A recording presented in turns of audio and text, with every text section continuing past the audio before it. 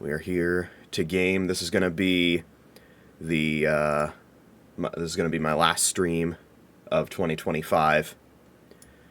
I will be back in the new year with a schedule that I think is better, that allows me to maximize backlog time, because frankly, I'm not satisfied with my backlog progress. I want more.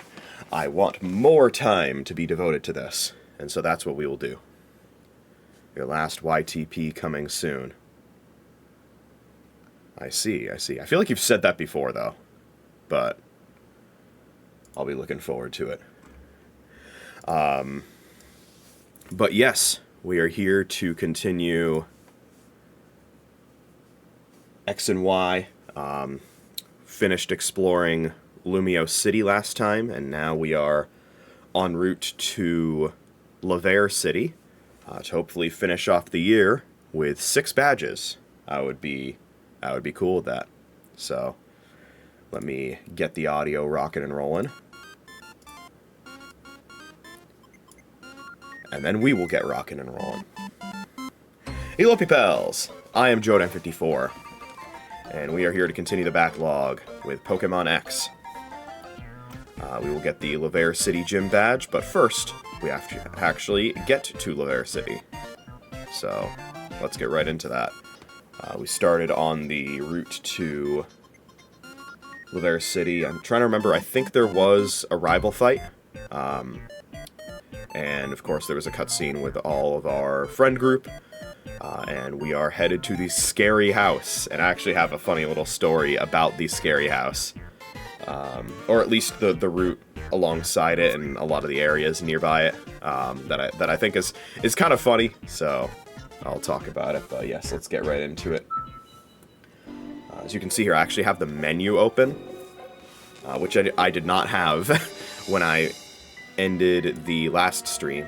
Reason being, I updated the TM counter before going live today because I had lost track of it. So I went into the menu, I sorted my TMs by number, and made sure to count them all accurately. So we are at 32 right now. So just under a third of the total amount of TMs in the game. Not bad. Alright, so let me get the smack row going, and then we will get going.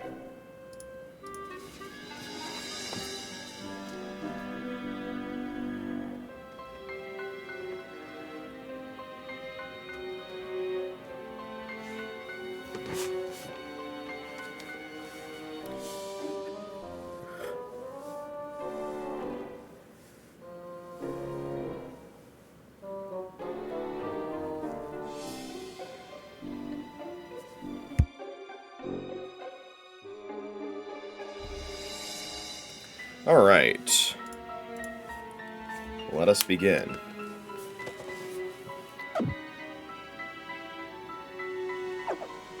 Ah, yes, it's also raining. Very, very spooky.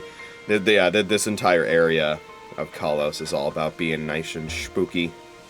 Also, they made this an actual slope that you can slide down. Okay. So I forget, which route number is this, actually?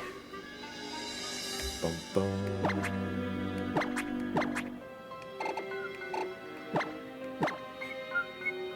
This is Route 14, okay.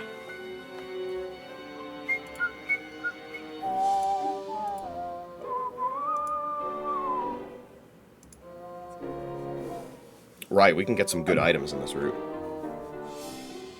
Not too many of them are hidden, which is nice. Oh, but there is one right here. There we go, it's Super Potion.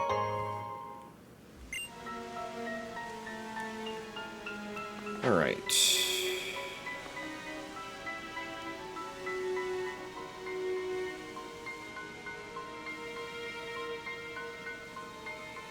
Now let's get moving. Ooh, look at these trees, it's all spooky. So, basically the story here is, so, of course, this game came out in late 2013. I was in 8th grade, which was a pretty terrible year for me. Which is ironic, because, you know, I started doing YouTube videos in 8th grade, which was, I guess, sort of an escape from that, although it got even worse when I was deprived of that escape multiple times throughout the end of the year, which was not a good time for me at all. In fact, I would say it was the worst time for me ever in my life. But before that, I was playing through Pokémon X, and around the time that I was getting to this actually spooky part, I also happened to become curious about, okay, what exactly is a creepypasta? So I actually, my first ever time looking up what a creepypasta was right around the time I happened to be going through the spooky part of this game. And, yeah, it was a funny little coincidence. And the first creepypasta that I ever looked up, in part because I thought it was like, pardon my ignorance, but I thought that it was related to a YTP because the name was very similar to some YTPs that were out there, including one that I ended up reacting to, I think it's Season 5, that being Squidward's Suicide, which is very much not a YouTube poop. They did end up referencing that creepypasta, I think, in a relatively recent episode of SpongeBob, where like Squidward is like opening up doors and stuff, and then one of them has the face that I think is called Red Mist Squidward, like jump scares him, and then he goes, "This place is a nightmare." So I looked that one up, and it's funny that I looked that one up because it seems like most creepypastas are video game related, and that one is not. But yeah, there were quite a few that I looked up, including the one that's Mario in all caps, which has that famous, really like fucked up image of the character named Victim Number 1, who, if I'm not mistaken, the VIP member of chat that's here right now is actually responsible for finding the original image before it was edited. So that's pretty cool. But yes, I was 13 at the time looking that stuff up, and yeah, it was definitely lived up to its name, especially at that age. I could not get that image out of my mind. I had difficulty sleeping that night. And you know what actually, and also for a couple nights afterwards, but I went home, I kept playing Pokemon X and Y, and I got, that was right around the part where I got to the scary house. So, yeah, Pokemon with its own homegrown creepypasta, right around the time I was looking up the real deal. How about that for a coincidence? There's a tiny mushroom.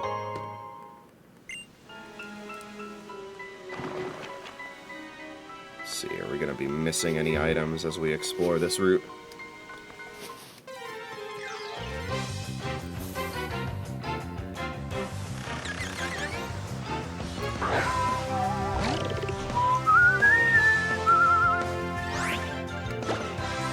I have to be careful with the Pokemon that I choose to fight because I'm already kind of over-leveled. So let me see here. What is the level of Valerie's ace?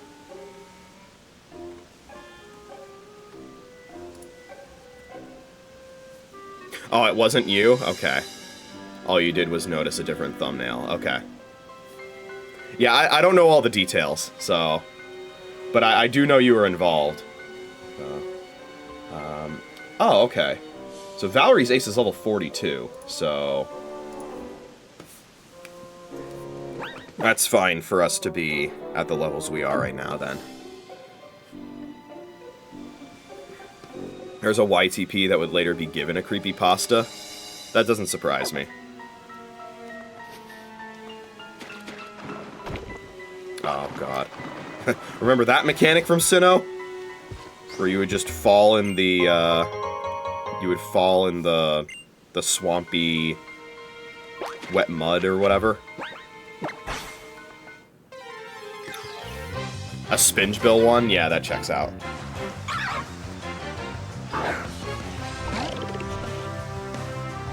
Yeah, there are some, like, creepy Spingebill YTPs out there.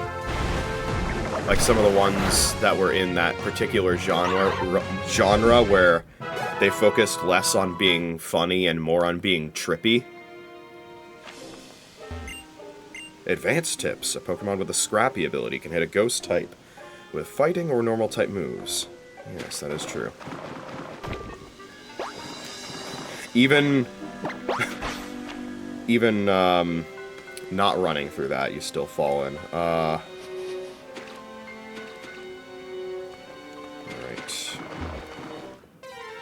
We'll battle this ranger. Alagumi.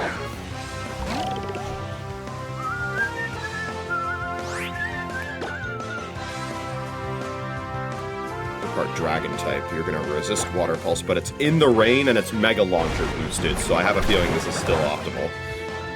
Yeah. In the rain, stab boosted, Mega Launcher boosted Water Pulse. Yeah, get out of here. Screw your resistance. Look what I've found. It's a trainer.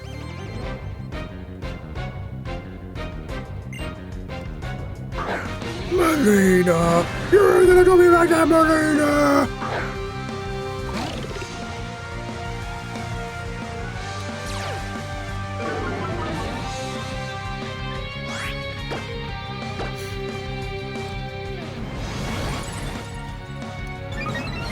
Another very strange creepypasta-related story actually comes at, or comes from a YouTuber that I used to watch by the name of Fawful's Minion, who apparently had a nightmare one night and then chose to turn it into a creepypasta. And the whole central theme of the creepypasta has to do with Luigi being, you know, left behind in Mario's shadow. But it's a lot more creative than the stupid-ass Negative Zone Final Smash that was in Brawl. I don't remember all the details, but the main detail, and the one that's also in the title, is all instances of the letter L are replaced with an underscore. So the title is Alone Are You, but the L is an underscore, so it's A_1 Are You. And that one was, that creepypasta story that he wrote is like, it's an old one. I would say it's probably like over a decade old at this point. But in the past couple years, it suddenly resurfaced and went viral, which I find very interesting.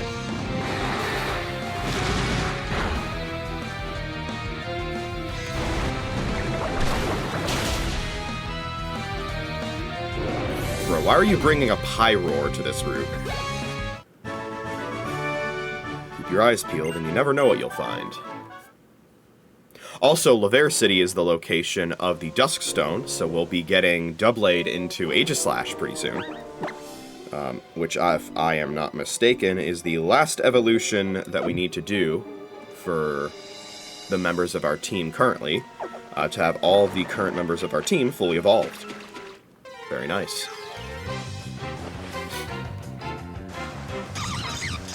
Oh god, it's fucking Carnivine. Well, in this case, Venoshock might be better since it's super effective.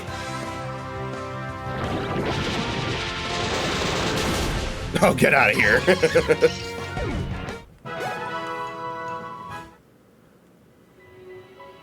It's funny, I've always disliked Carnivine, but then later on I found out that they gave it Levitate. I just, like, never liked its design. And I never liked the concept of it. I just thought it was uninteresting. And then I found out that it was a grass type with Levitate. What were they thinking?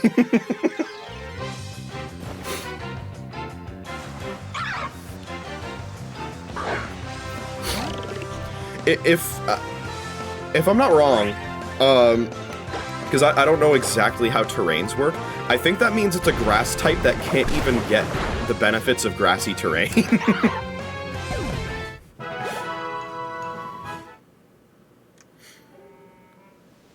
in exchange for an immunity to a type that had already resisted. Outstanding move.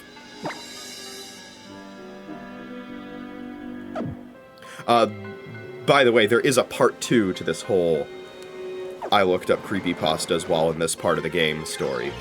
And I don't think that we'll get to that this stream, but hopefully I'll remember to tell it next time I stream this. So, stay tuned. The journey continues. Let's see if Crabhammer kills. It won't because of Endure.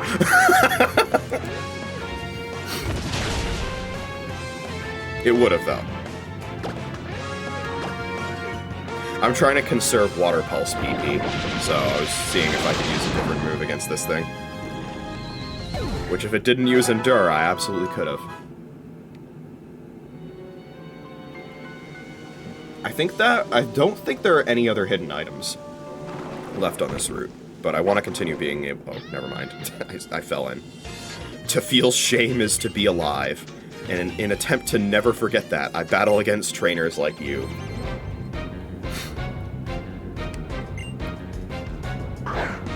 Well, that's quite the admission of a lack of self-confidence. Let me affirm that for you. Oh, we're the same level. This might not kill. Let's see.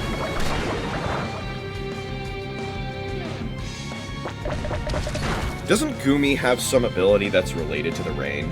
Is it hydration?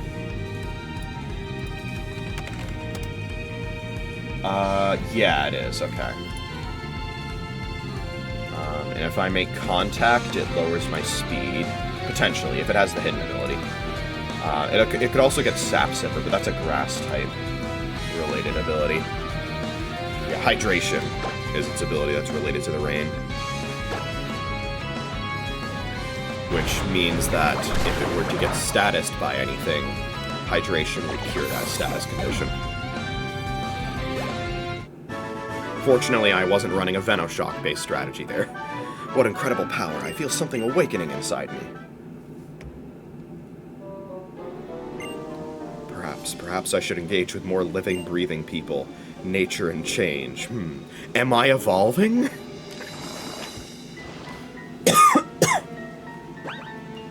I certainly wish I could engage with more people. Unfortunately, the PSS is no longer active the way it used to be. Although in terms of its improvements, I still have yet to truly explore them in the world of Pretendo. Because apparently, like I said, apparently there have been some improvements made recently. I explored them last year, but it's been a while, and I need to get back on that paid tier so I can experience the joys of the new Gen 6 PSS. Why am I picking up another hidden item over there? I thought I already picked them all up.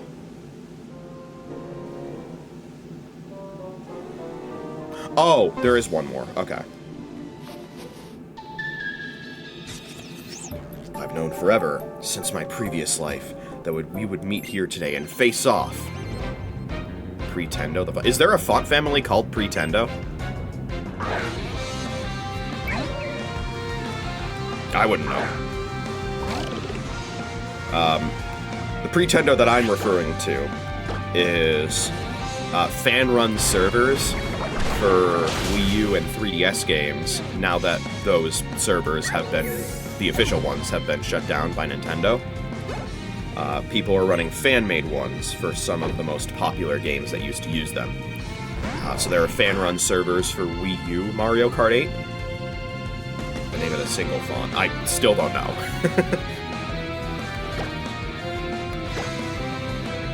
I didn't know there was a font named Pretendo. That doesn't surprise me, though.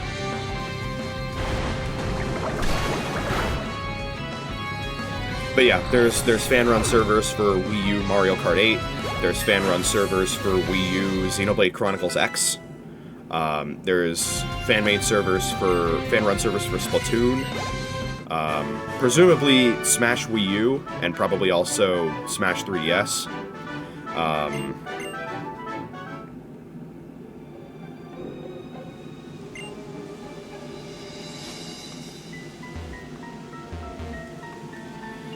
And on the 3DS, There are a number of Monster Hunter games that have Pretendo support for online play. And Gen 6 of Pokemon specifically has some compatibility as well. Not Gen 7 quite yet, though. Although, online communication is more relevant for Gen 6 than it is in Gen 7, because, you know, Gen 7 has the fully integrated PSS, and it has medals related to online interactions. Medals are not a thing in Gen 7. Gen 7 instead has the largely inferior Festival Plaza. Gen 7's my goat, but I don't really like the Festival Plaza compared to the PSS.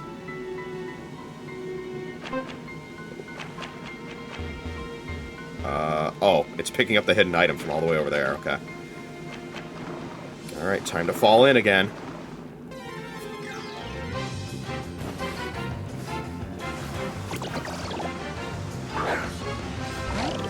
I should check the full list again of games that are compatible with Pretendo, because there are quite a few.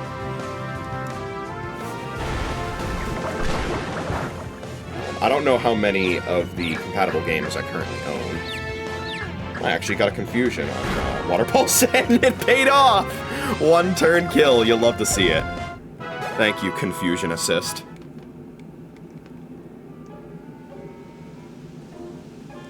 He's gonna come back around. Hello.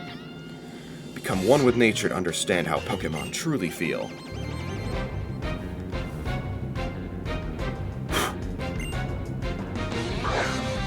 I believe there's also... Oh, okay. Well, this is not a good matchup, because this probably has Water Absorb.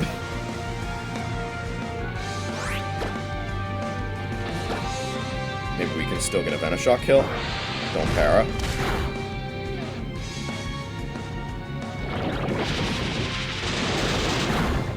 Oh, wow. Nice crit! Didn't really matter.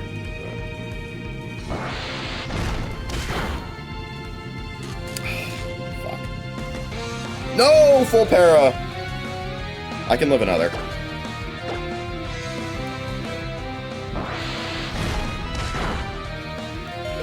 There we go.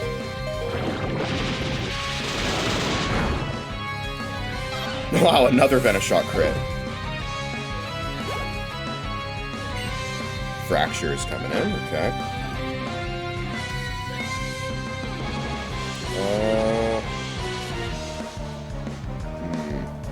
I feel like it's gonna have a ground type move. Fuck it, let's bring in Scarlet.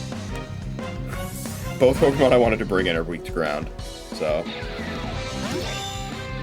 I'll bring in the Pokemon with higher physical defense.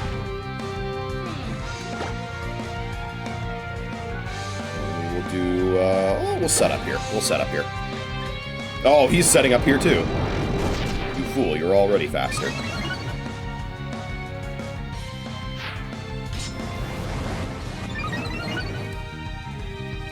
I think one's probably enough. Then we go Shadow Claw. Goes Dragon Claw. We resist those.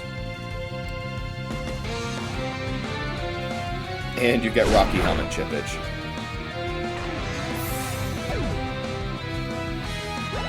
Yeah, Default is my go-to as well. That's usually where I get most of my stuff. Loudred's coming in. We'll bring in Mustang for that.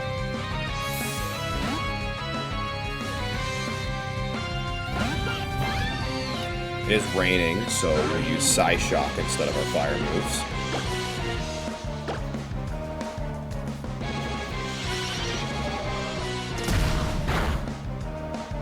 Quite a kill. Oh god, Supersonic. There's an image I saw on Twitter of a picture of Zubat from the anime using Supersonic. And it said, "This image will confuse 55% of people." It's pretty good. The accuracy seems to be a lot higher than that when the enemy is using it, though.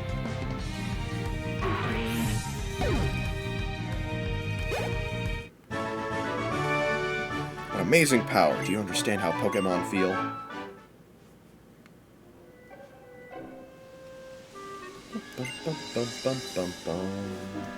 As long as you have a deep connection with your Pokemon, there's no telling how high you'll go. Was that an item I saw over there? What the hell is that? What is that?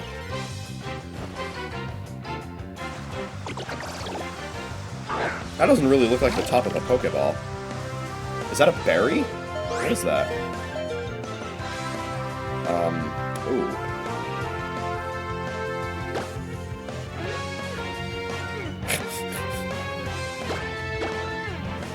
Just contemplating things as I see my red health paralyzed Clawitzer up in front.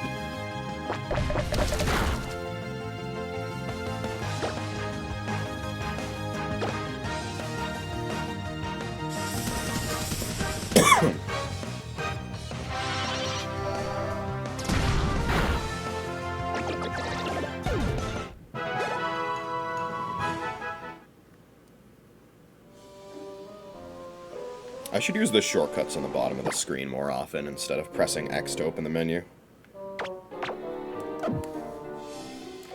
Hold on a second. Might as well check. Soldier? No, okay. Whenever you can, always want to check to see if your pickup mon is holding something. Okay, what is that? Oh, it is an item. Okay, it's a hyper potion.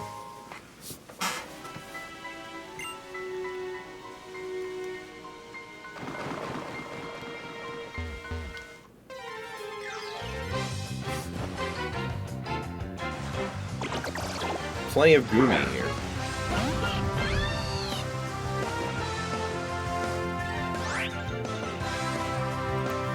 Do I plan on using Goomy ever? Probably not. Let me see.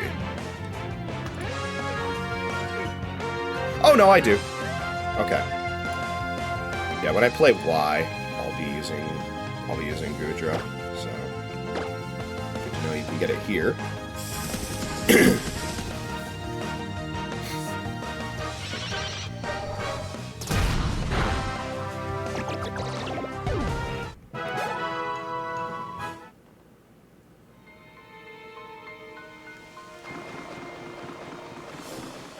Goodra has a pretty cool Hisuian form that gives it a steel steel part typing, that is, becomes Steel Dragon, which is a very good type.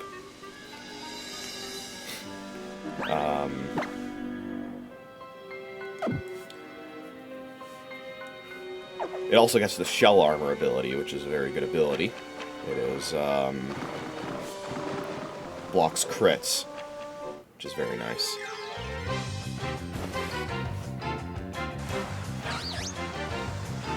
Shelmet. I believe this thing's weak to fire attacks, so might as well use one of these, even though its power gets lowered in the rain. Oh, that didn't kill. Okay. Well, we will kill this this turn, and it should be before I go to sleep.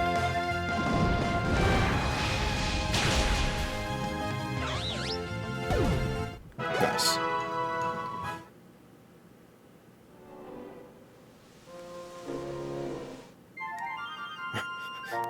I wasn't sure what Trainer's Eyes Meet theme was going to play here. Do you like fairy tales or reality more? Because these trainers are sometimes like... Yeah, their trainer class is Fairy Tale Girl, but when they're paired with another trainer, they're called like Suspicious Duo or something. It's very strange. Let me see if I actually recognize this font. Okay, I had a feeling that's what this font was. Where it's like the Nintendo logo. Sometimes those can have fun names. The NES 8-bit font is called Press Start 2P. At least that's the one I use. Oh, don't use Mystical Fire. It's still in the rain and that's not super effective.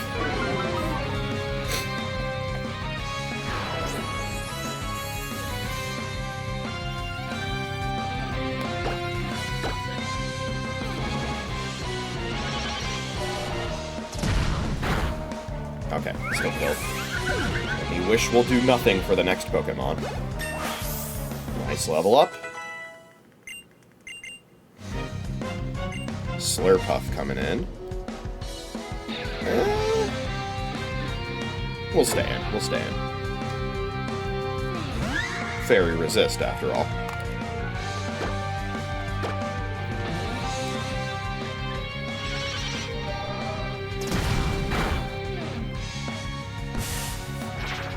Cotton Spore, interesting.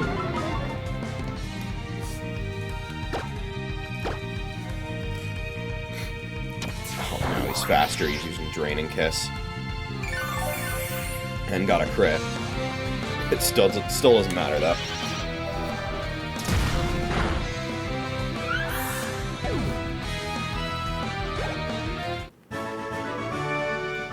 Wish I could live inside of a fairy tale.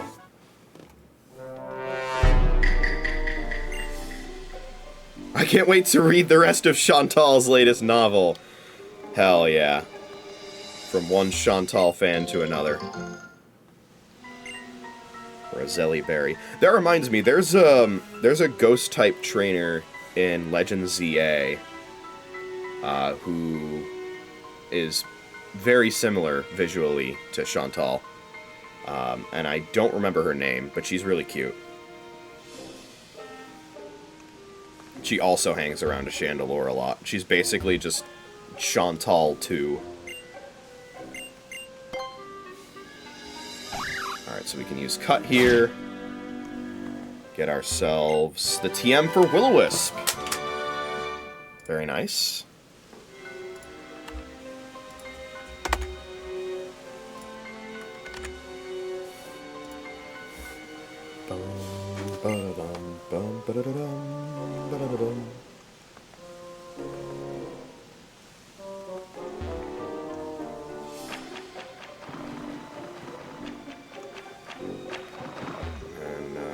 Oh, can we not? Oh, this is...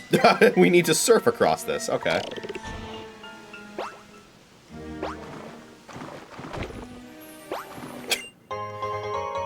Yes, I bet that's a damp rock. I bet that rock is damp. Yeah.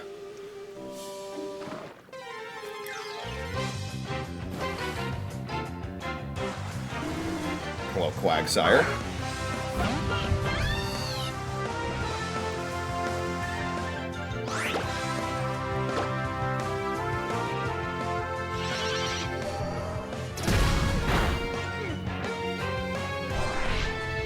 What a silly move. Okay, well, that crit, so... doesn't exactly give an accurate representation of how useless that move is, but it has, like, only 75 accuracy and 80 power, unless it's been buffed. I'm at low health, though, so let me switch to Johan, who now has Moonblast, so much more worth using.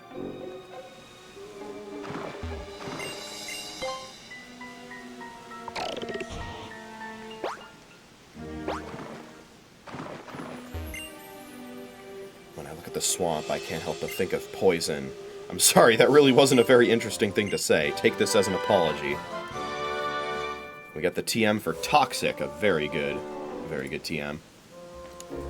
Especially since this is back in the gen where almost any Pokemon could learn Toxic. Toxic, which poison-type Pokemon use, always hits, and the poison damage from Toxic gets worse over time.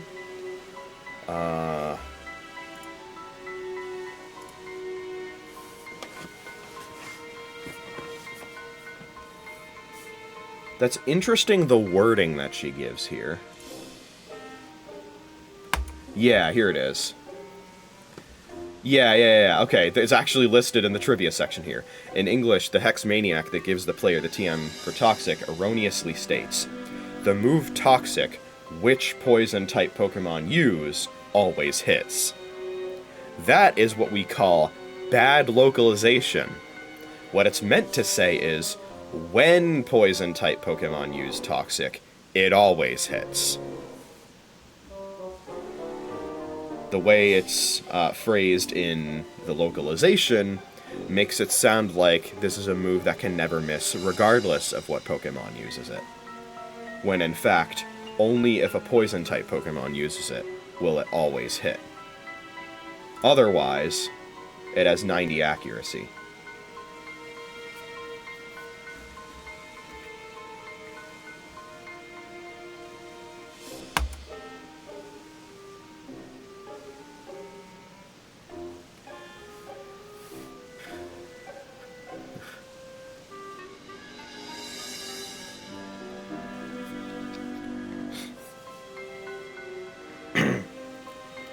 Yeah, and that effect, that benefit for Toxic, where a Poison-type Pokemon will bypass accuracy checks when using it, was actually added in Gen 6.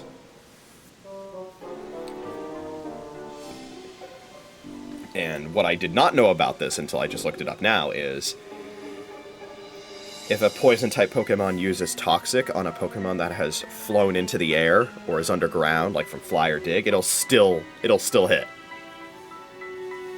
Which is kind of busted. I like that. It also says here, if that Pokemon uses any additional moves after Toxic in the same turn, which I don't know how you would do that.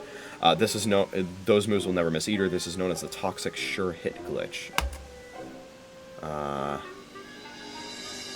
This is relevant in cases where a Pokemon uses multiple moves in a single turn, such as due to Instruct, Dancer, or Magic Bounce. And this is a glitch that's in Gen 6 through 8. It's also relevant for Future Sight and Doom Desire.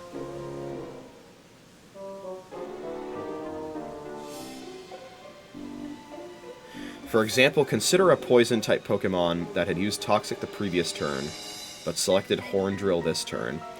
If it is affected by Instruct before it makes its regular move to force it to use Toxic, when it performs the selected Horn Drill later that turn, that Horn Drill will be guaranteed to hit. What? What does Instruct do? It's a signature move of Oranguru. Okay. Cause the target to immediately repeat its most recent move.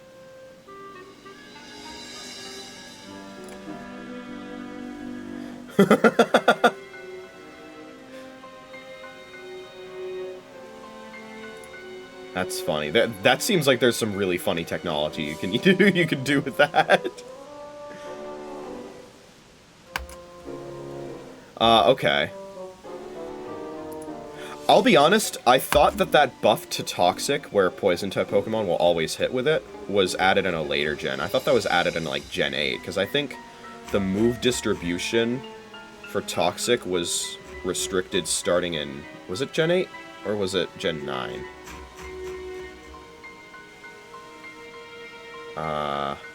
Yeah, before Generation 8. And then Generation 8 onward.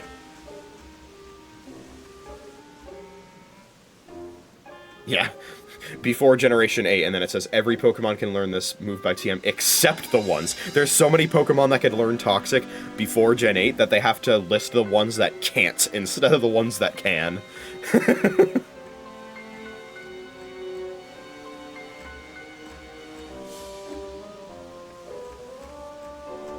And then, yeah, the Pokemon that can learn Toxic now are a lot more limited.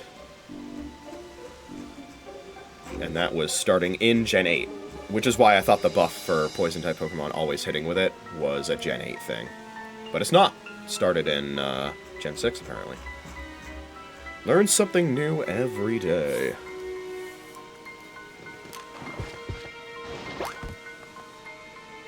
Oh, hello, Shauna. Come on, this way.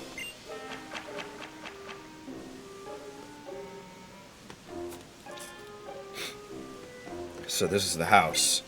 It is a scary house, isn't it? Well, I guess we should go inside. What? You're going inside? Are you all serious? Serena is off spending time with her Pokemon, so I guess we'll just have to go in without her and see if the rumor is true by ourselves. I guess so. Let's just go inside by ourselves, then.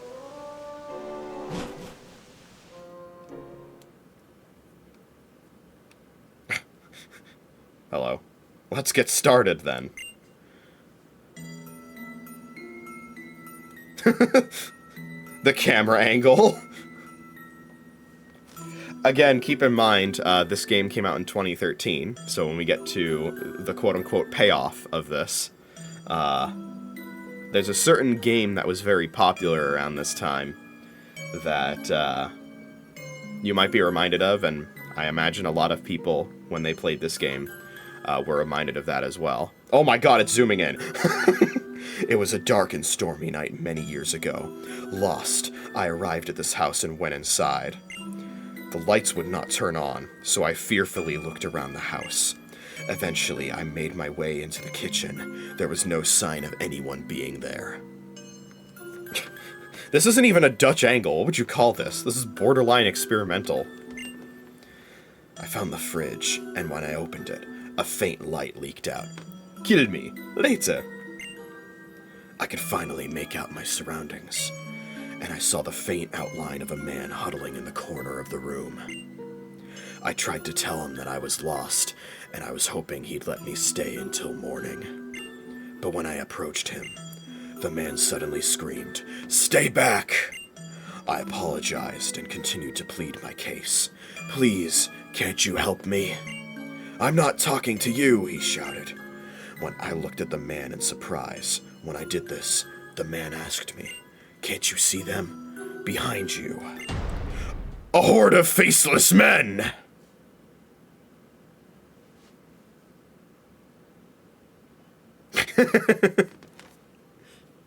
So yeah, of course, around this time, Slender was very popular. So that's what I would think of as let me actually get the sound up. Give everybody a fucking nostalgic flashback to 2012, 2013. This might be a little loud.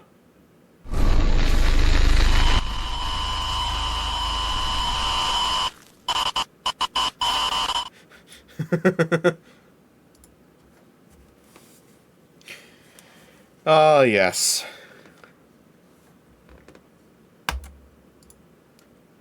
There was some story that happened recently that was related to something insane that happened related to that, where, like, these kids were, like, they like, stabbed their friend a bunch of times to try and meet the Slender Man, and she, like, while bleeding out, basically fled to try and get help and somehow managed to survive and make a full recovery.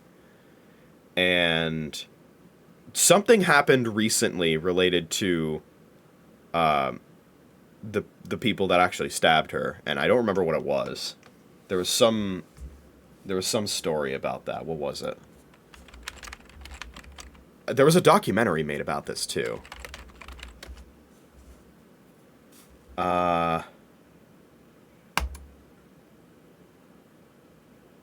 Yeah, one of the people, that's what it was. Okay. One of the people who was responsible for that apparently, like, fled custody but then was captured. I think that's what it was. But yeah, insane story. And was unfortunately used as ammunition in the media for video games cause violence. You know. I'm very happy that she made a full recovery, though, because that was the odds were not in favor for her to do so, to say the least. Now then, since I told a wonderful story that will always haunt you, would you be so kind as to tip me? If you don't, you might see something really scary. Creepy pasta. Ah!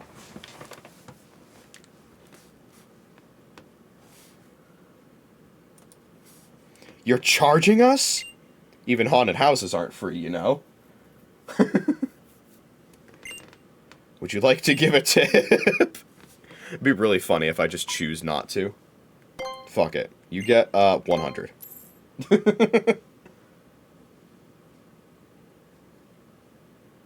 I'm watching my stream preview on my laptop. It's buffering so much. That's crazy.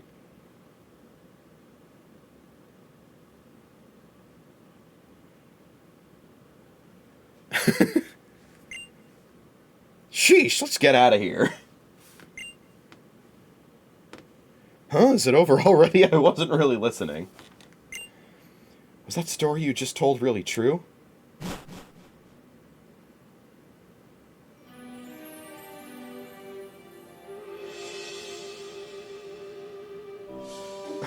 Damn it, hold on.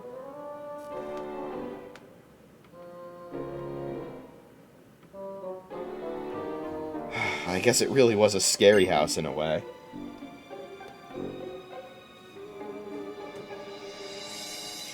Well, I know you wanted to go camping. That was kind of like camping, I guess.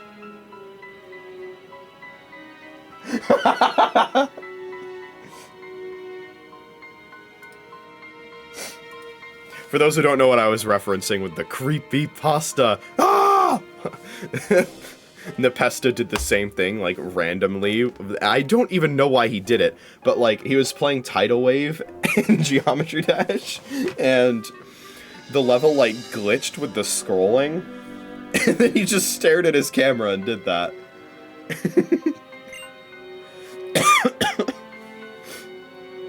People usually tell scary stories by the campfire, right?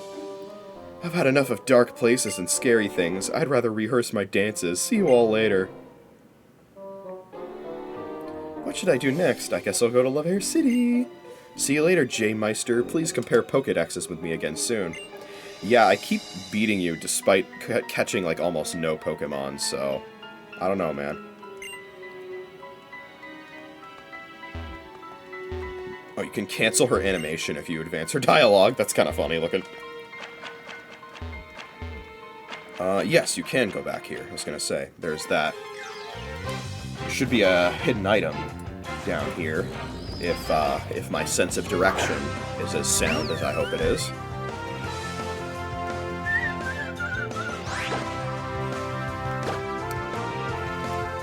Let's use that newly minted Moonblast. That didn't do nearly as much as I thought it would. Transformed into the ground type. Okay, sure, bud.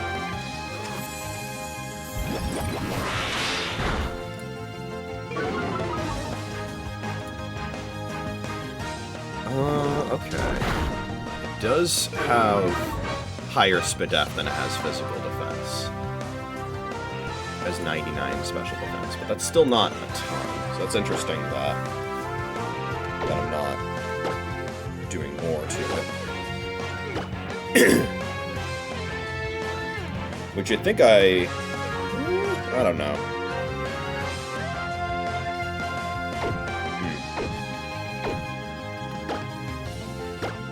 I should have used Quick Attack.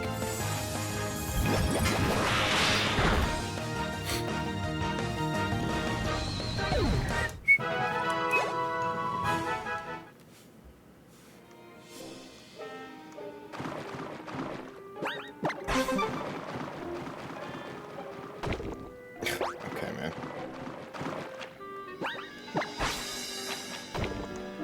Dude. Spell tag!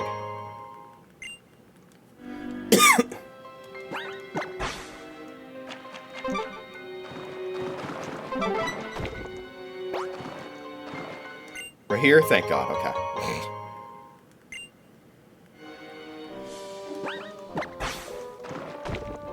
Ah, stop. They did not have to bring this mechanic back from Sinnoh.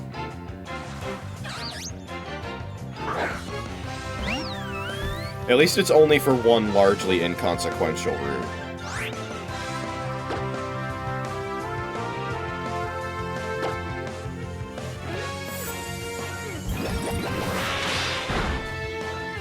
Nice.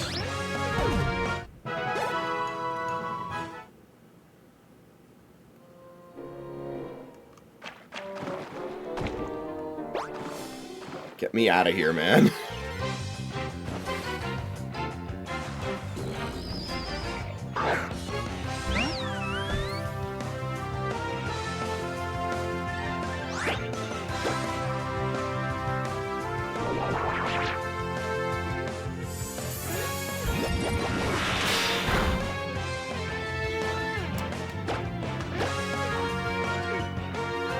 Fuck, that might actually matter.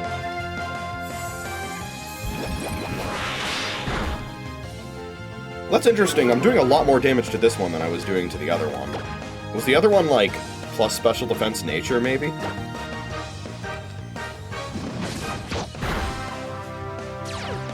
Oh, come on, man. I use one contact move and static procs.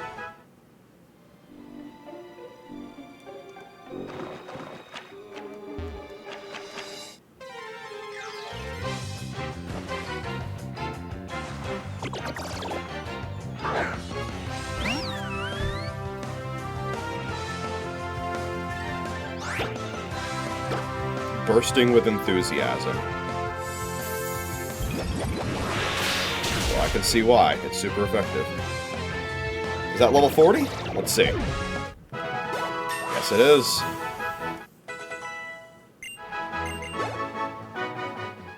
Good stuff, Johan.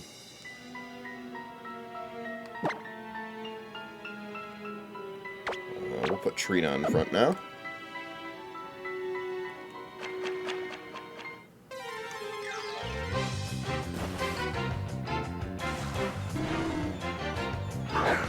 Trina loves this encounter, that's for sure.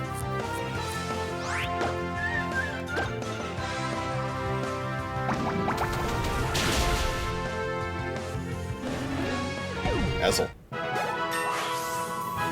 That's another level 40. Wants to learn the move Double Edge. How can we help? If Strength wasn't an HM, I would definitely consider it. Seeing as I cannot get rid of Strength, nor do I want to quite yet, I will be forgetting of that move. Do we have every item on this route now? I think we do. Yeah, we do. Okay. Onwards to Laver City. Here we are. Boing, boing. Here, you can have this TM I found. Torment? What?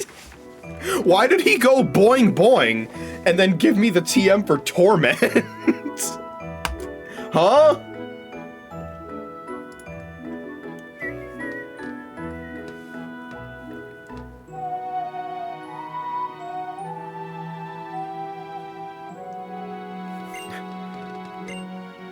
Pokemon hit by Torment can't use the same move 2 times in a row. What does the name Torment mean? And anyway, trying to figure that out is driving me crazy.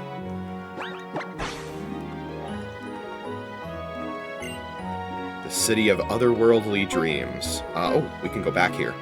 Yeah, there we go. Get the ether.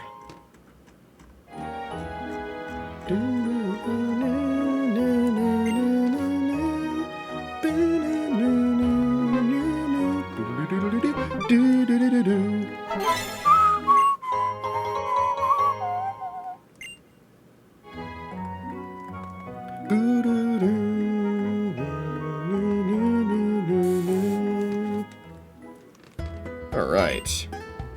Let's get a heal.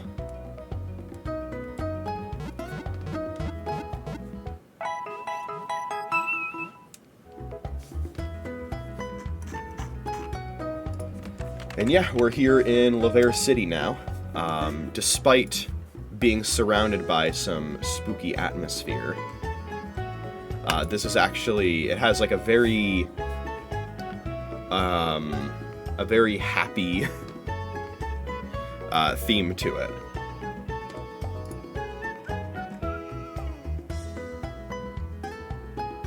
Okay.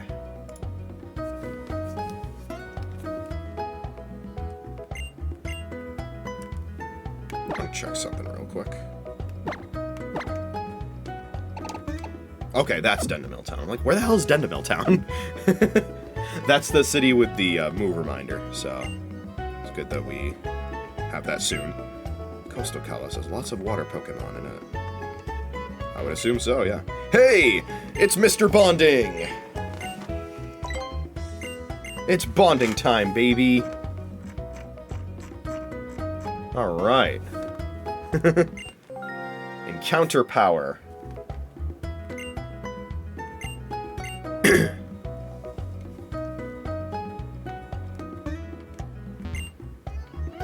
You ever wondered just how many Pokeballs are used in a single day? We are near the Pokeball factory, which is related to my story from before. I don't know if we'll be doing anything with the Pokeball factory this stream, but, yeah, it's funny he mentions that because there is a medal in this game, as well as in Black 2 and White 2 and Oraz, for catching a certain amount of Pokemon in a single day. I think it's called Catching Spree. How many does it need to be? Catching Spree. Catch 50 Pokemon in one day. Okay. So whenever we complete the dexes in those games, we really want to go all out on the first day. Sorry to bother you, but I like little tiny things. Tiny Pokemon are the most interesting. Particularly like Pokemon that have a height of 12 inches or less. Do you have any tiny Pokemon? You don't even have a teensy number of tiny Pokemon. How tall is Bunnelby?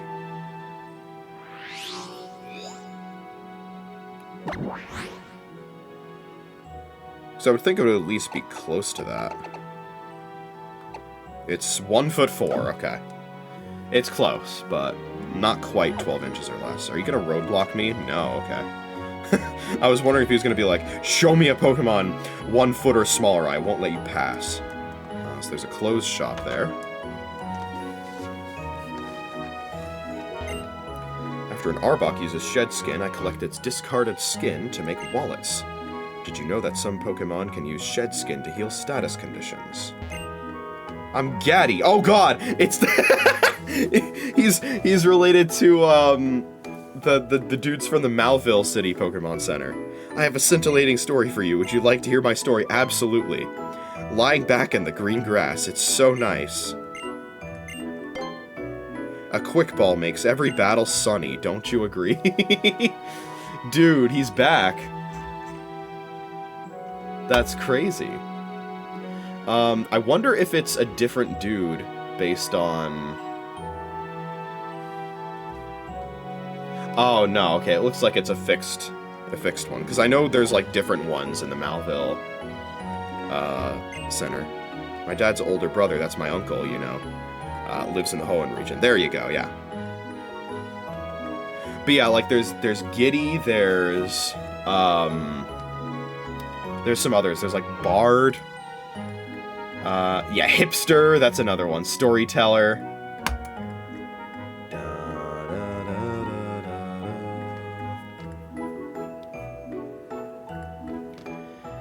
I was gonna say, because it seems like it's a random one each time I play. It's based on the trainer ID. So, and there's 5 of them.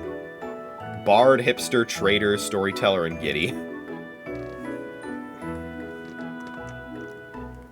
And I always felt like the Hipster was redundant, because you already have Dewford Town.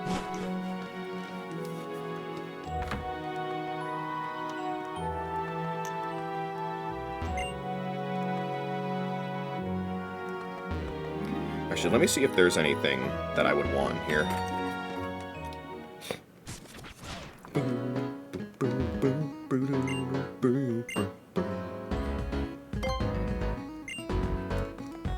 Oh my god, it's Blossom! I have plenty of acquaintances, friends. Well, that's a secret. Put together an outfit you dig, you ought to register as a favorite. So I was coming to this place. You like wearing shorts because they're comfy and easy to wear?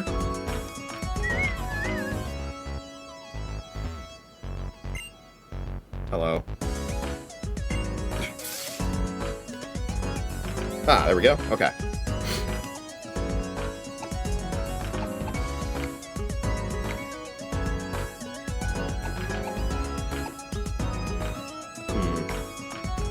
I do wonder if there is anything here that we might want.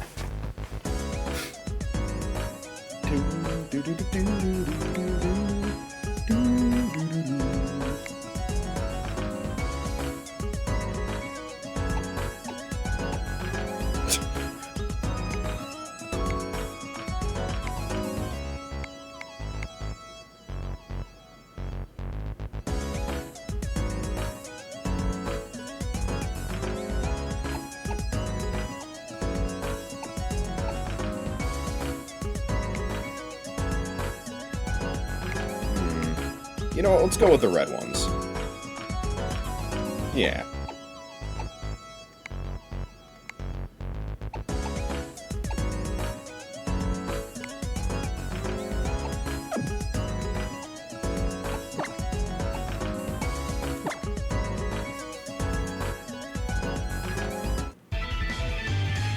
Nice.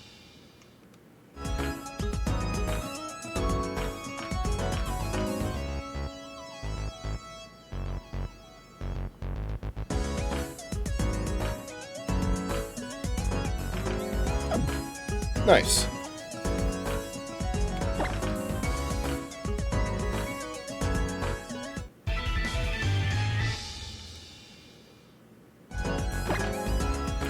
Cool. Looks great on you. And we will buy it. Thank you very much. Please come again.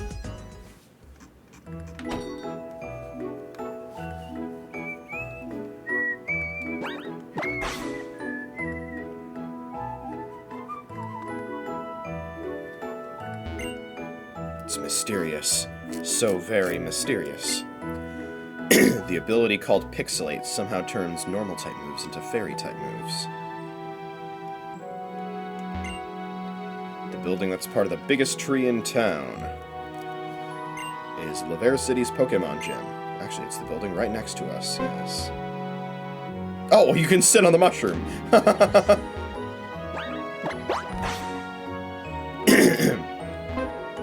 was gonna say, I know there's a hidden item somewhere here. Oh, there we go. It's an Ultra Ball.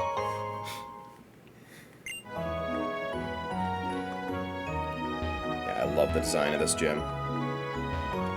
And if you love the exterior, you're gonna love the interior as well. It's even better, arguably. Pokémon is always with me, so I'm never alone.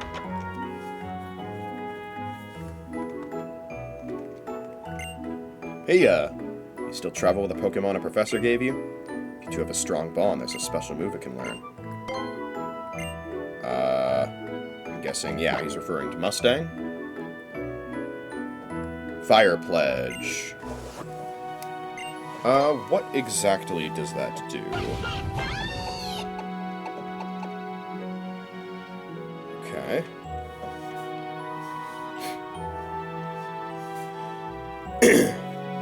When used with its grass equivalent, its damage increases and a vast sea of fire appears. Okay. And it's stronger than Mystical Fire. And I don't think I'm going to get much mileage out of the special attack drop that Mystical Fire gives. Let me see if I can get a better description of what Fire Pledge does. Let me see. If Fire Pledge and Grass Pledge are used in the same turn, the ally moving second will use Fire Pledge with a power of 150 and create a Sea of Fire on the target's side of the field for 4 turns. The Sea of Fire damages all non-fire type Pokemon on that side of the field for 1/8. Huh, okay. So it gives it like a Magma Storm effect. Interesting. Although it doesn't add the fact that if you get hit by Magma Storm you can't switch out, but aside from that. Oh, it was in Gen 5 as well, okay. I guess it wasn't very relevant in Gen 5, because in Gen 5 it had 50 power instead of 80. And if it still had that power that it did in Gen 5, I would not be doing this. Yeah, give me Fire Pledge. That shit is definitely better than Mystical Fire. We now have an 80 power move for both of our stab types on Mustang. Fairy type Pokemon. Fighting, Dark, and Bug type moves are not as effective against them, and Dragon type moves are not effective at all. Battle combo moves have different effects depending on the combination of Fire, Grass, and Water. They exert great power in double battles and triple battles. Rest in peace, triple battles. The next time Game Freak makes a Pokemon game that can handle the process, that can, you know, handle triple battles with processing power, well, you know, that'll be the day the universe reaches maximum entropy, but it would also mean that, you know, we could have triple battles again. What the hell did I just do? Hold on a second. I don't know. I was gonna say, did selecting the wrong thing there just make me turn? It was just a buffered action, because I held. What's this? I see. Perhaps a trainer as accomplished as you can get the most out of this. A Gengarite! Well, not quite yet, because I don't have a Gengar. But, oh, shit.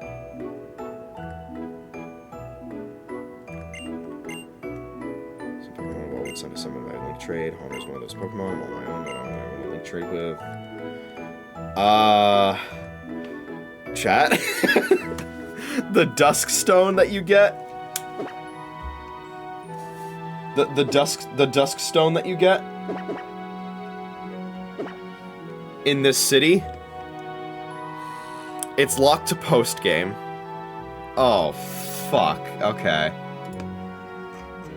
Where else can I get it? There's also a Dusk Stone in Terminus Cave, which is also locked to post-game. Yeah, I can get it from Secret Super Training. I can also, it looks like I can get it in Route 18.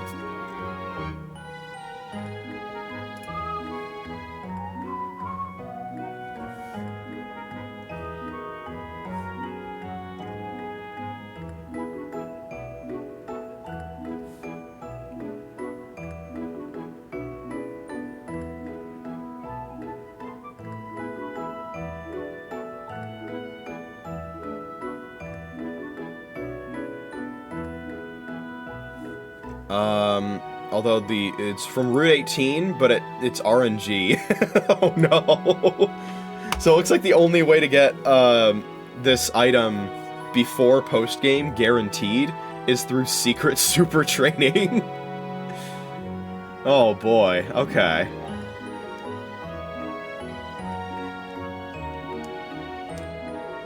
Okay.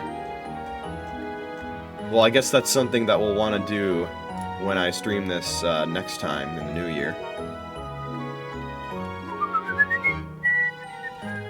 Because all the other potential ways of getting the Dusk Stone are either locked to post-game or RNG based.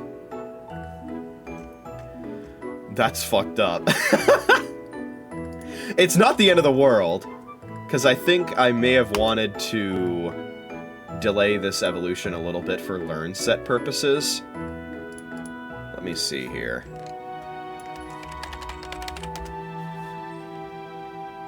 Maybe, I don't know. I don't really think it matters, because I can use the move reminder to get any moves that I would have skipped anyway. Plus, it's a stone evolution, so it's not like once you get Aegislash, it doesn't learn anything through leveling up, because that's a thing with stone evolutions.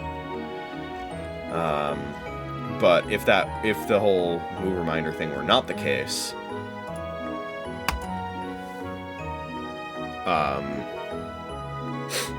I would have to rely on the pre-evolution to have Iron Head and Sacred Sword, which are both pretty good options.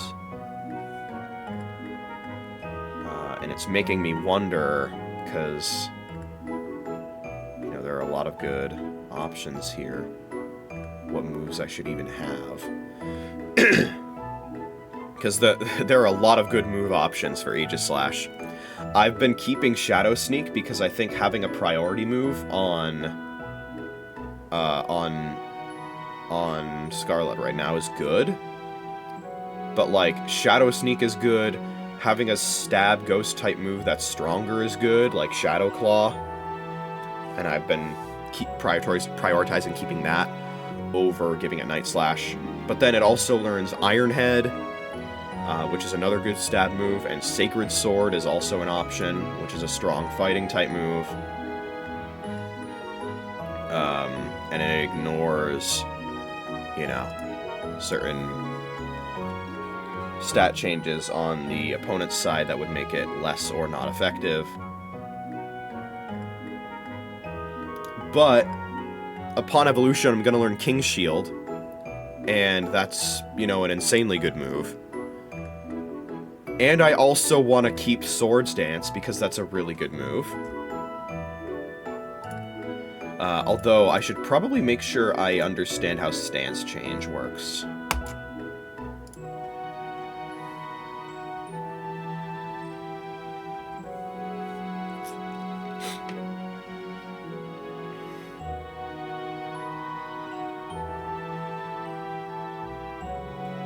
Okay.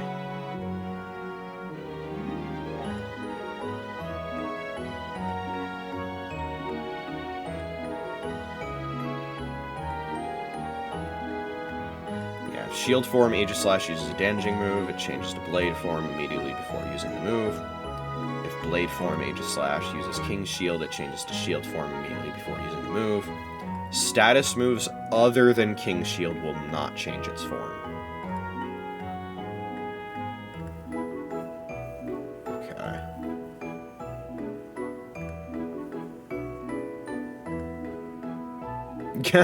And ability suppressing or changing moves will fail on Stance Change. Interesting.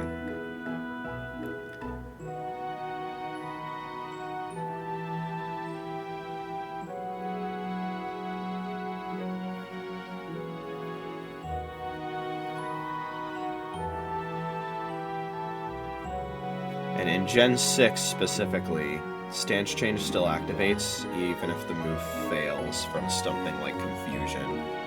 Okay. But then in Gen 7 they changed that.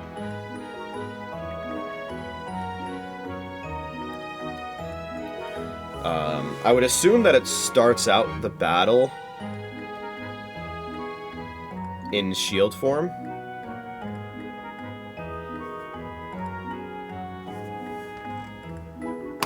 Basically, I want to make sure that I can ensure that I'll be in Shield form when using Swords Dance. That way I can better tank hits while setting up, and then just turn into a sweeper. Although I don't know if Blade form is very fast. Let me see here. Yeah, it's still base 60 in Blade form, it looks like. Yeah. It's just that its defenses and offenses get swapped.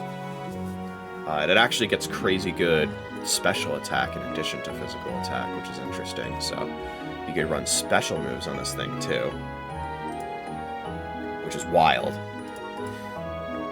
Although I don't think it learns very many special moves. I guess it gets Shadow Ball, which, now that I think about it, once it does evolve, I guess would just be straight up better than Shadow Claw.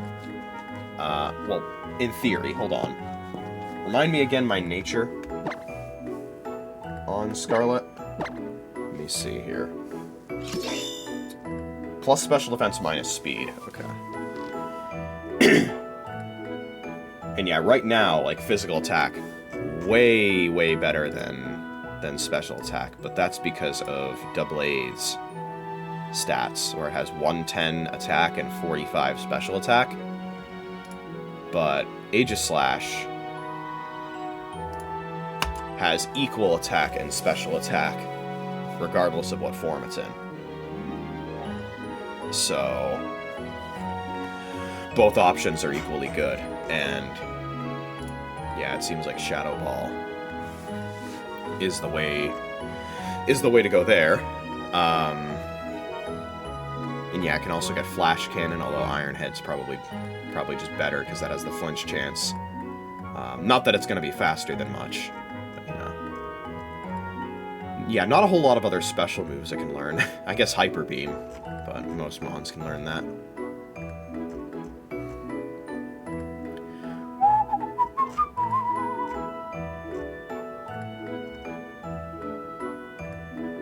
It's also very interesting, I see... Oh, no, okay, I was going to say. Because you can get Shadow Sneak through the move reminder. I was like, why is it listing it as a breeding move? Yeah, I just don't want to get rid of Swords Dance. Which, now that I think about it, would make Shadow Ball not as good, since that wouldn't get boosted by Swords Dance. The fact that it gets Swords Dance, like... don't underestimate the power of setup moves. So, yeah, my final moveset on it might be King's Shield, Swords Dance, Iron Head, and Shadow Claw.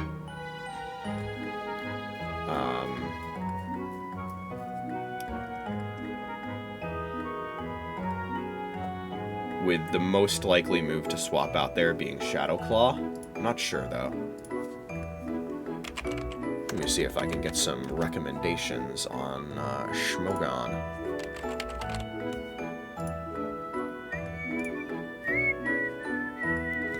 Of course, Aegislash was an Ubers in Gen 6. Looks like it ran King's Shield, Gyro Ball, Toxic, and Pursuit. Interesting.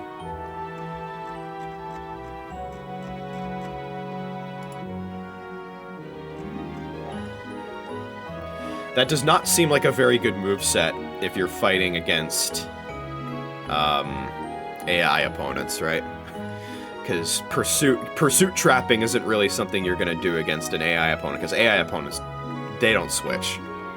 But in a Smogon 6v6 format, switching is something you're going to be doing all the time. So pursuit trapping is very powerful. And I can definitely see how Toxic stalling would be very strong on shield form Aegislash. So yeah, stalling is an option for sure.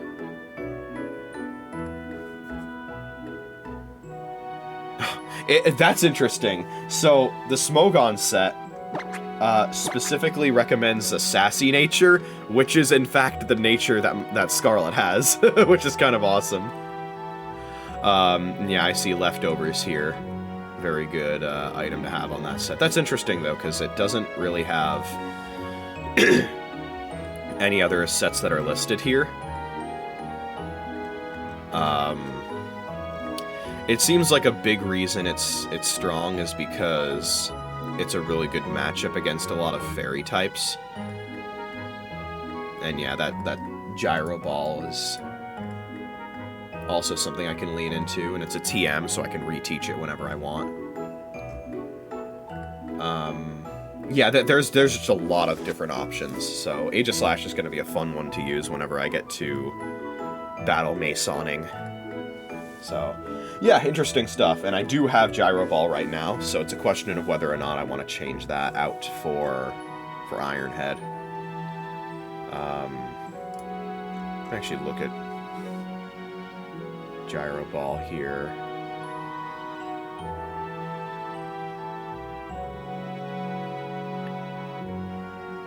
And, yeah, the max power of Gyro Ball is 150, but it seems like it might be pretty hard to get 150 power on that, so I'll probably do some analysis on there to see if it's on average stronger than Iron Head.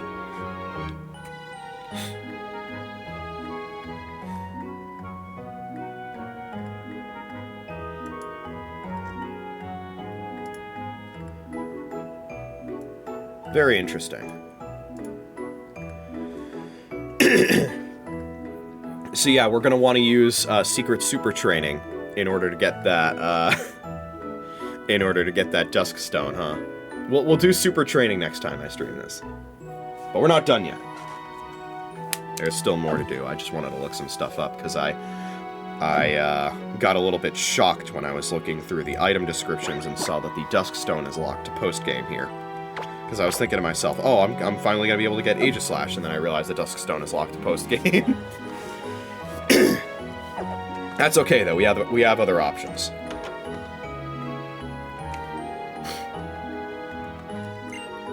What a lovely little trainer you are. What kind of Pokemon do you have with you? Oh, your Delphox. It's amazingly friendly towards you. I must be so happy spending every day with you. Greetings, greetings. As you can see, I am the head of the local chapter of the Pokemon fan club here in the Kalos region. It is my proud duty to grant effort ribbons to any Pokemon that are clearly making an effort. Your Delphox is definitely making an effort. However, it will have to work a little harder if it wants to get a special something from me. He will give you an effort ribbon if your Pokemon in the front of your party has max EV spread. Which, at this point in the game, probably none of mine do.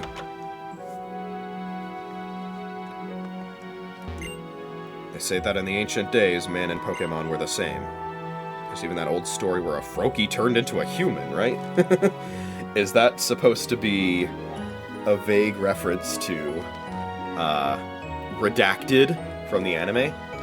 This line of questioning has been redacted and expunged by the Pokémon Company, by the Pokémon Company's retcon team. Ash Greninja never happened. Ash Greninja never happened. The Pokémon Company wants you all to forget that Ash Greninja ever happened. It never happened. If anybody asks you about Ash Greninja, you tell them it never happened. Nothing happened on that day in the anime. Every gym badge tells the story of a hard-won victory against a worthy opponent. You can look at a badge and tell you which Pokemon were with you when you won it. Interesting. Let's take a look at the plant badge. A whole team, you were ready for anything. Ask me anytime you want to relive the glories of winning your badges.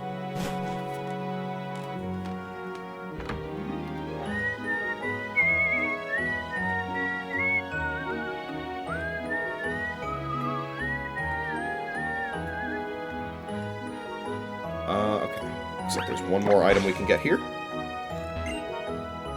Pokeballs from the Pokeball Factory are sent to Pokemarts all over the Kalos region. There it is.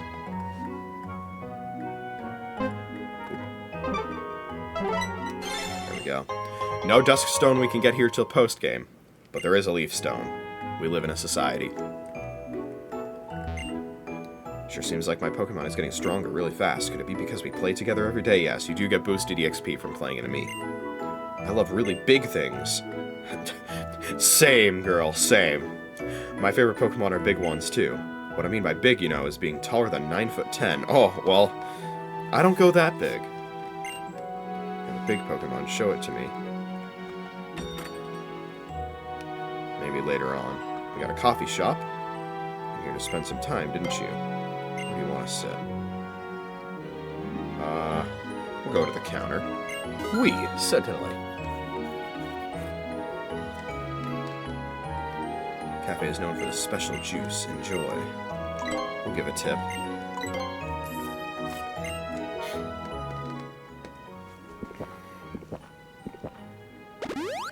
Beautiful.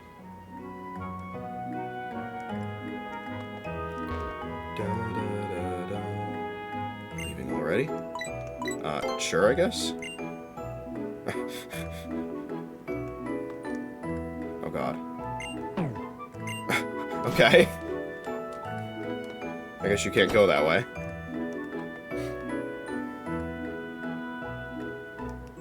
Oh yeah, this is interesting, isn't it? It's a 13-hour clock on this building right here.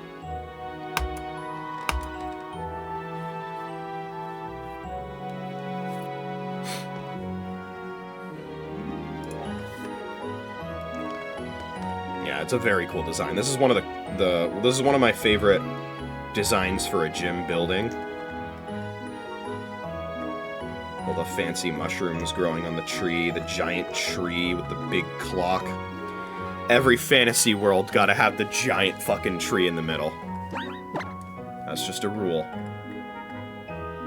Alright, well, let me see here for just a moment.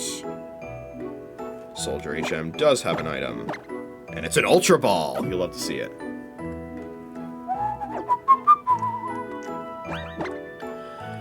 So, there are a lot of very, very good gyms in this game. I've already done quite a few. This one might be my favorite. Which is good, because, you know, this is the gym for the brand new type introduced in these games. It ought to be the feature presentation, right?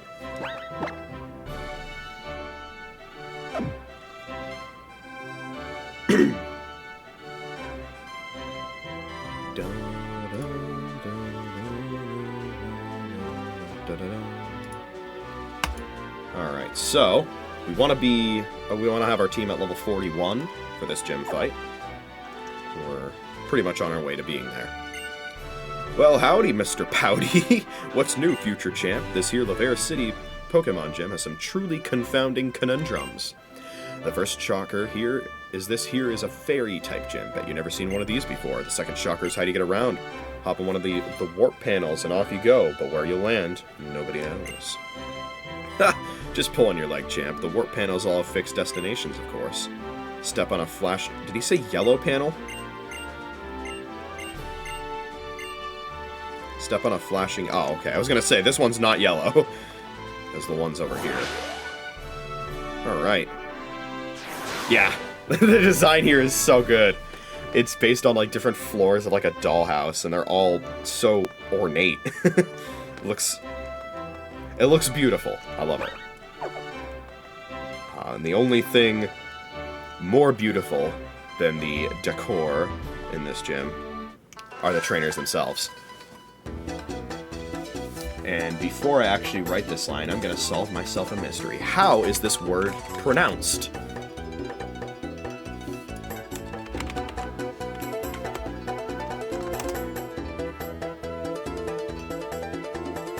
Okay. Because I've been saying Furasode a lot, and that's not correct. Yeah. It's...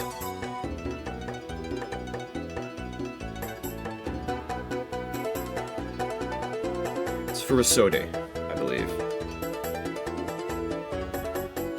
Furasode. We're gonna go with that. Furasode. This Furasode girl had her clothing designed by the one and only Valerie. How do I look? I must live up to Valerie's beautiful design by displaying an equally beautiful battle technique. All the trainers in here have custom designs. This one's Kaylee. And they all have specific names that are also their names in the anime and in Masters, in Pokemon Masters. I believe they're usually added in the new year. And I think all of them are in the game right now except for Linnea, which is my second favorite of them. Kaylee would be my third favorite of the four. I love all of them.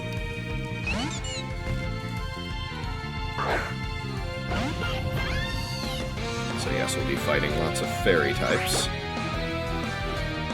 Let's test out our new Fire Pledge. Thank you very much. I feel like I remember JoeDan being tankier than I thought it would be before. Hello, Azumarill. That was actually a very good Volt Switch. Went right into a type advantage, didn't you? Oh, we're rain dancing now, okay. Well, if you insist. It's all you, Anchor.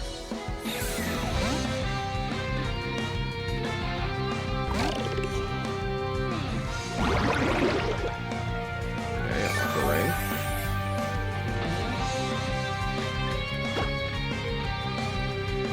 Now we will... Yeah. After all, why not? Why wouldn't I use a Mega Launcher boosted Water Pulse in the rain? And we get confusion. Hurt yourself, hurt yourself, hurt yourself. I want you to hurt yourself. Oh, okay. Yeah, I did a lot. Another Water Pulse kills.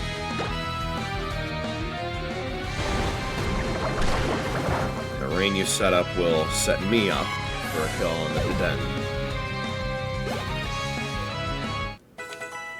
It's a lot more EXP than I thought I would get.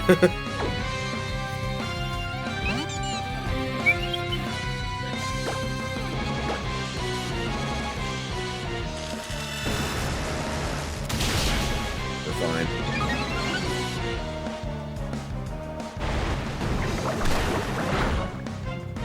Nice.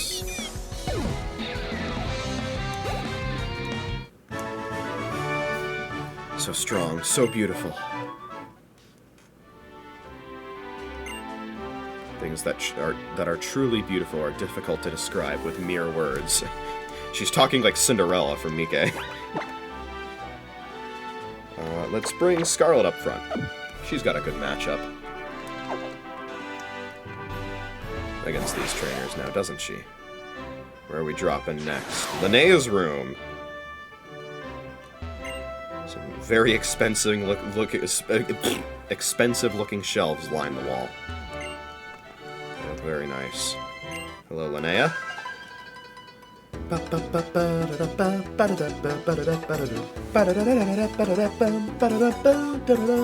Yes, the Furisode girls also have their own custom Trainer's Eyes Meet theme.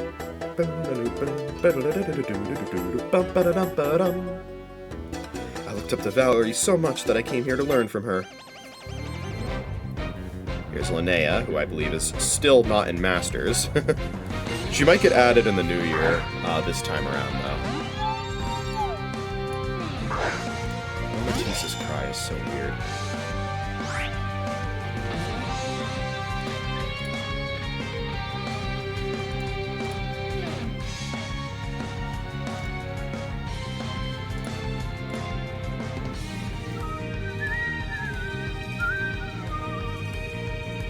Yeah, because Kaylee, I believe, was the first one that was added.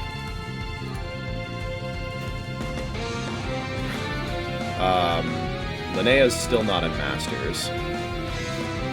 Blossom is in Masters. She was the most recent one that was added, actually. And then Catherine was added. Well, back. So yeah, it's Linnea, Blossom, Kaylee, and Catherine.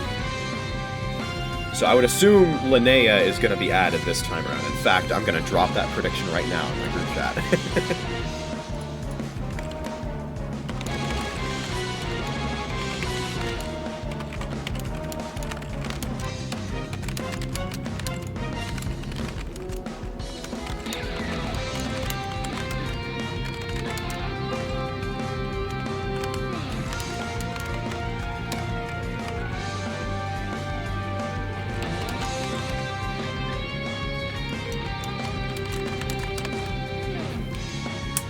That was me. That was not you. That Windows sound. I just realized. So, I may be stupid, chat. That's my laptop telling me that the battery is running low. I plugged the charger in to the laptop and not into the wall. Because I had to bring my laptop with me to an appointment today. And I guess when I brought it back, I never plugged the cable in on both ends. Let me go fix that real quick.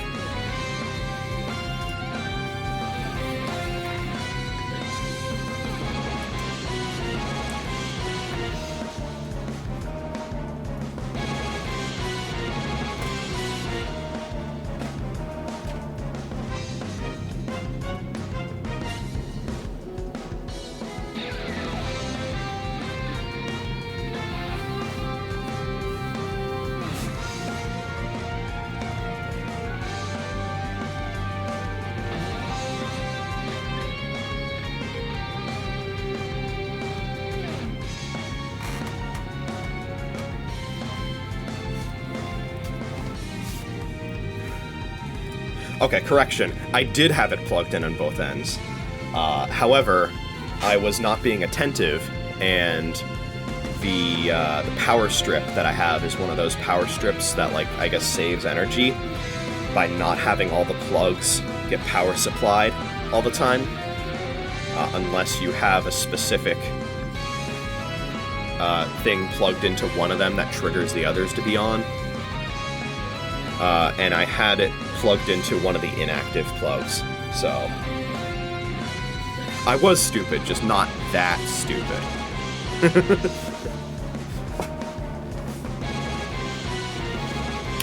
I was stupid, but I wasn't dumb. Let's use Gyro Ball here. I'm curious how much it'll do. Spoon!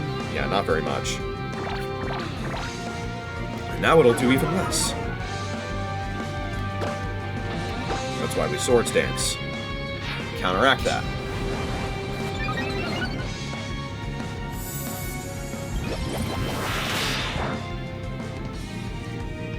I just realized I'm straight up faster than Aromatisse. Okay. I didn't expect that. Shadow Claw. Yeah, it definitely does more. Shadow Claw has a high crit chance. Let's roll the dice. Get him. Damn.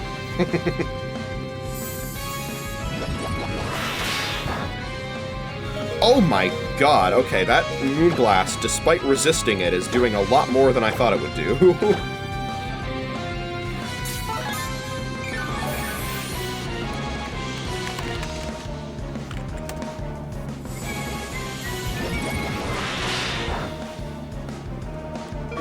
What is happening? I have plus special defense. I have a plus special defense nature, and I'm getting my ass handed to me here with these Moonblasts.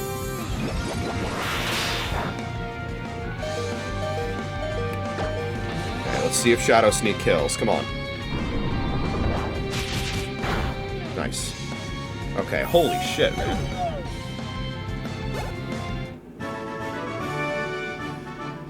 Oh, Lady Valerie, I need your help.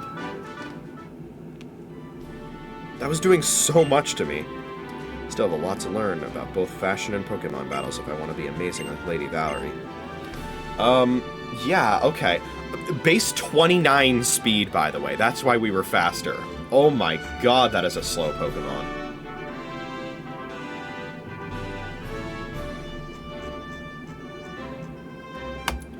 Yeah, its special attack stat is only 99, and it was destroying me with those Moonblasts. I don't know what's up with that. Maybe I'm misremembering Doublade's base special defense stat. Oh, okay. Yeah, okay. That's exactly what I'm doing. Doublade has base 150 defense, base 49 special defense. Okay. Right. Both its defense and special defense become very good when it's in shield form Aegislash. But unfortunately, we don't have access to shield form Aegislash quite yet, so yeah, a bit of an issue there. Soldier HM, can you bail me out? Give me another Hyper Potion? That's a full heal. That's not a Hyper Potion. I respect the effort, though.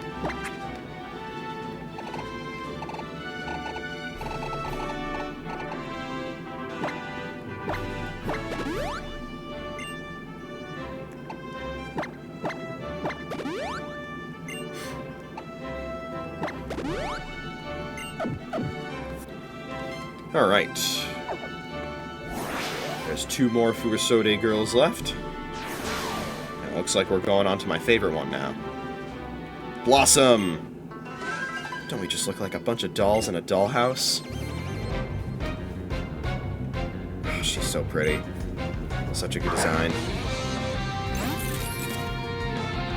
She's got Klefki. The Pokemon that, that gets a lot of undeserved hate. Oh, that's super effective. Oh. Hey, get Rocky Helmeted, idiot. Hey, Zopi.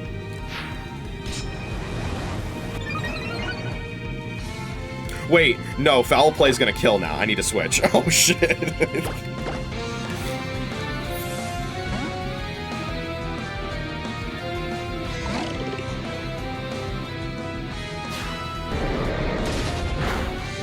Okay.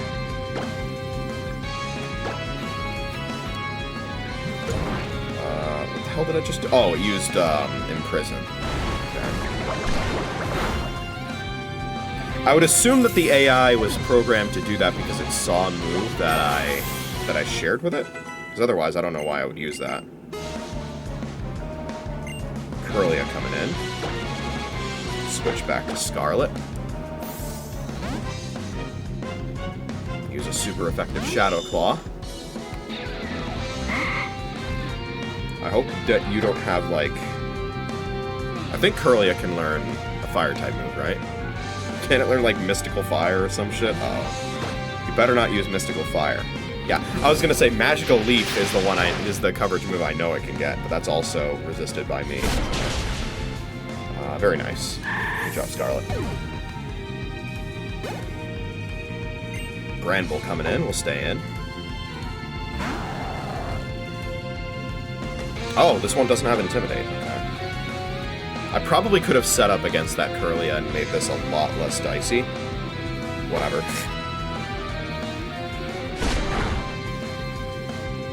Oh, I'm getting roared. Alright. That's not what I expected. Oh, perfect. Hello. Get Water Pulsed, idiot. Gardevoir doesn't learn Mystical Fire in this gen? Okay. Can it learn any Fire-type moves? Aside from Hidden Power?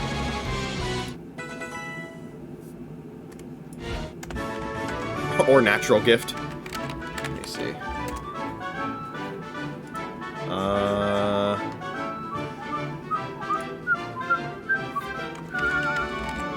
Yes, it can learn Sunny Day and Will-O-Wisp. And apparently by Move Tutor, it can learn... Okay, wait for it. By Move Tutor in Oraz, it can learn Fire Punch. Yeah. Fire Punch.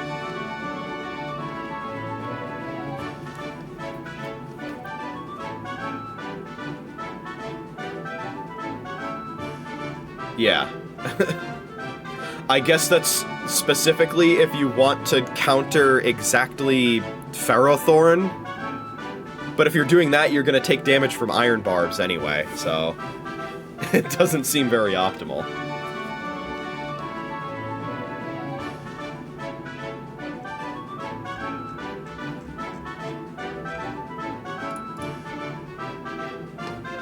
You're no doll, you're a true Pokemon trainer. Unlike dolls, Pokemon are living, breathing creatures, and they can get angry at times, but that's part of what makes them so cute. Okay, yeah, everyone's level 40 now. Let's bring Trina up front now.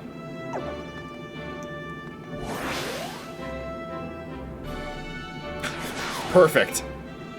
You know, I've been sort of aimlessly choosing some of these teleporters, but I've just so happened to go through all 4 that I wanted to. Did you know that a certain type of move has no effect against our beloved fairy-type Pokemon? This is Catherine!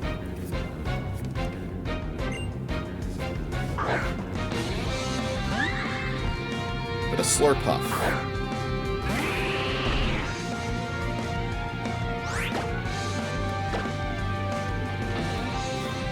Don't need to set up if this is her only Mon. We get I was gonna say we get the 2-hit kill, but not if Draining Kiss exists.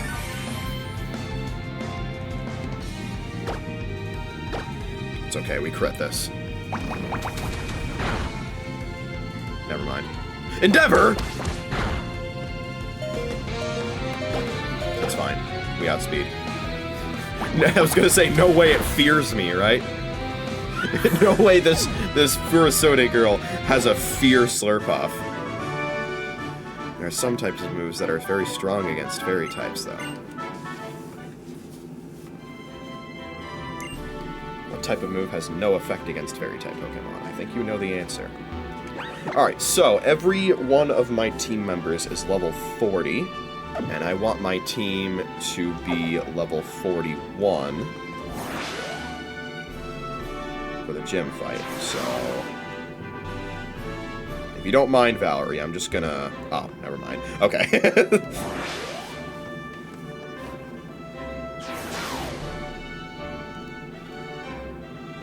Well, we're gonna have to exit this lovely dollhouse.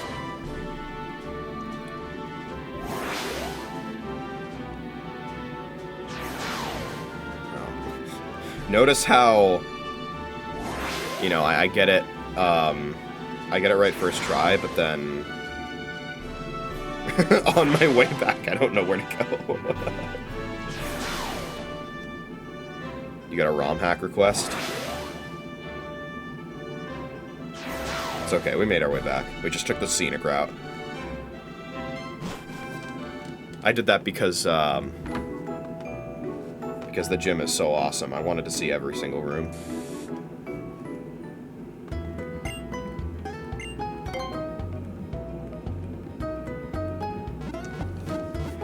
Alright, let's go spend some money.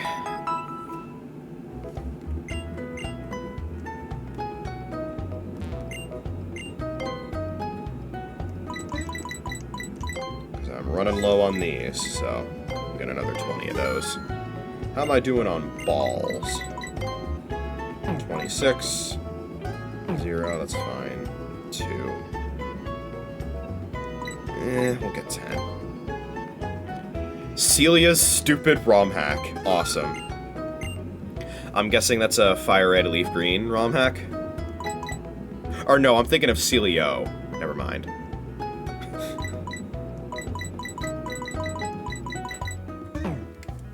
Celio, I think, is a character in Fire Red and Leaf Green. Right? Yeah.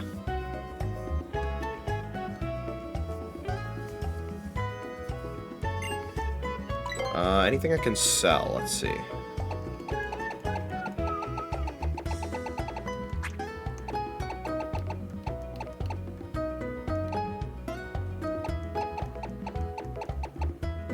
I have 18 big mushrooms, sure. Let's sell all those. That's worth a pretty penny, one would say. 33 tiny mushrooms, sure. I have a lot more that I can sell than I thought.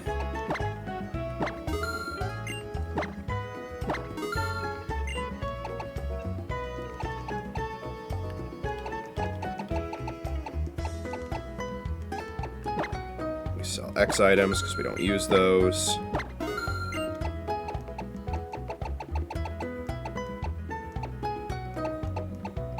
There's anything else we want to sell.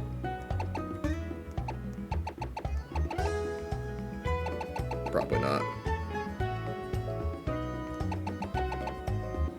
Yeah, okay.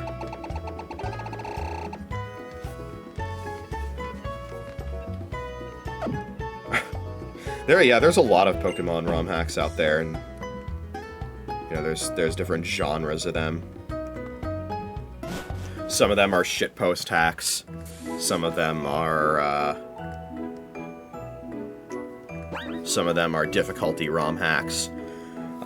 Some of them are story oriented ROM hacks, like Pokemon Adventure Red, which is one that I might play in the future. That one looks like it has a lot of effort put into it, and it follows like the manga, so be interested in that. Yeah, there's story-driven ones. There's difficulty hacks. There's shitpost hacks. And then there is a surprising amount of NSFW hacks as well.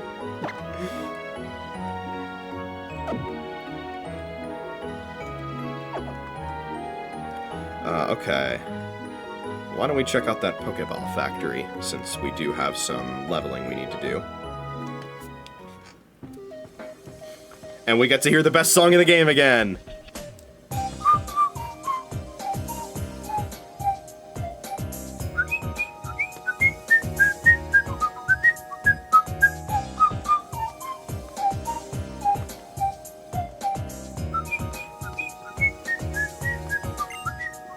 Adults are talking inside.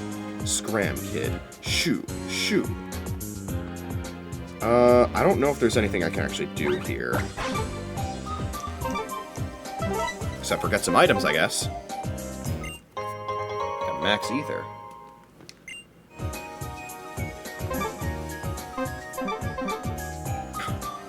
There's quite a few hidden items around here in this maze. We get a burn heal.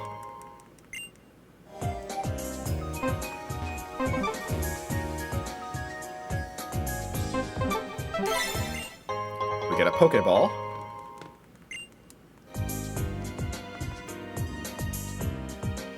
I think that's everything that was over here. Yeah, okay.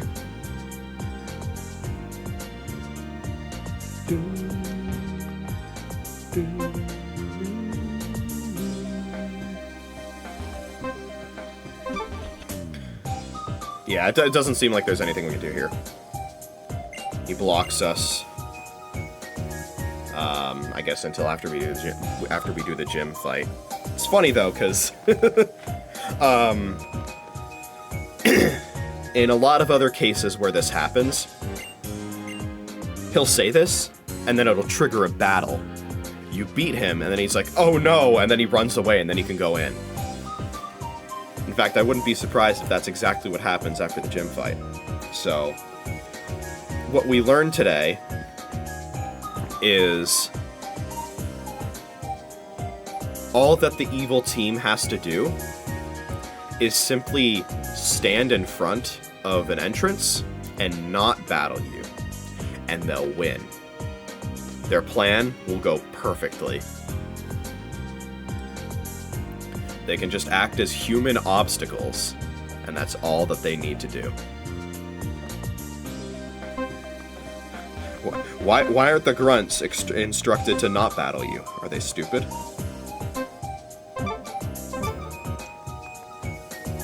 Anyway, let's get rid of the rest of the hidden items here. There's a hyper potion.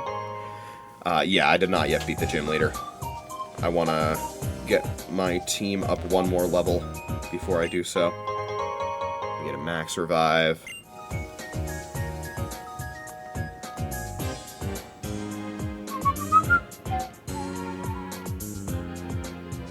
Yeah, it doesn't seem like there's anything else we can really do in here. And Johan is hungry.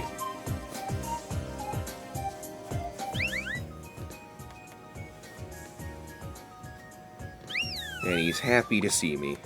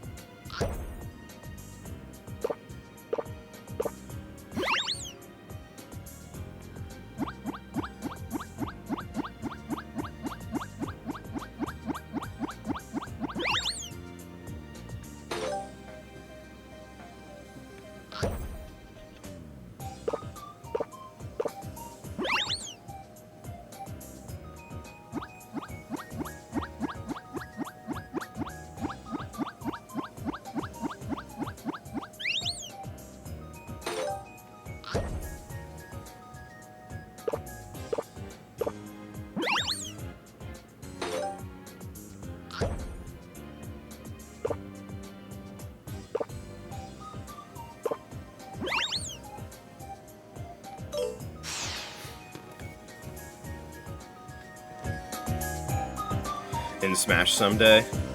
Yeah, maybe at some point. But yeah, not right now.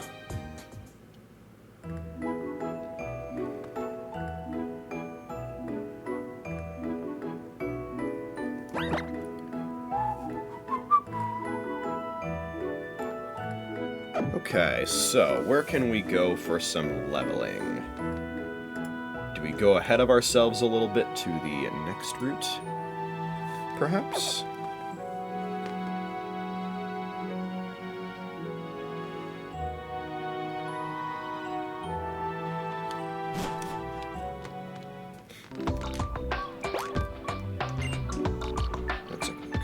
Some eccentric ladies man in a cafe the other day. Turns out he was a professor.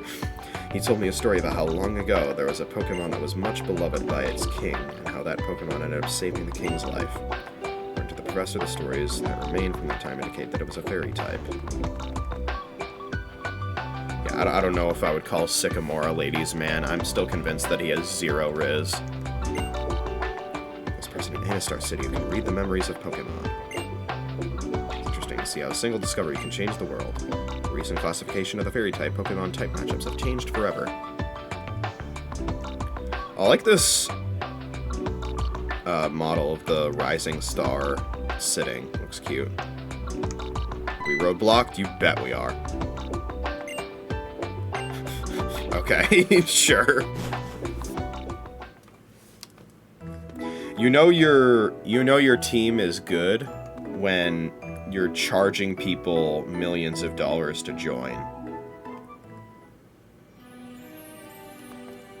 That's definitely a sign that your team is performing well financially. Anyway, So we can make it back to Lumios, because there's definitely some grinding that we can do there with some of the meals and the restaurants and stuff.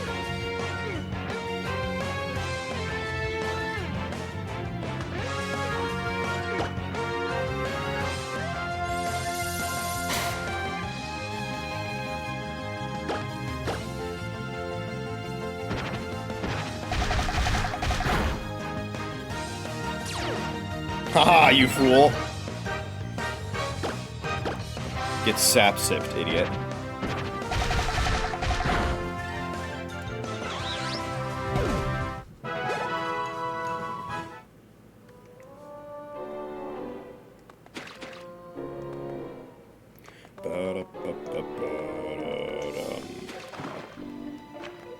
Ugh, get out of there. Oh god, I hate this route.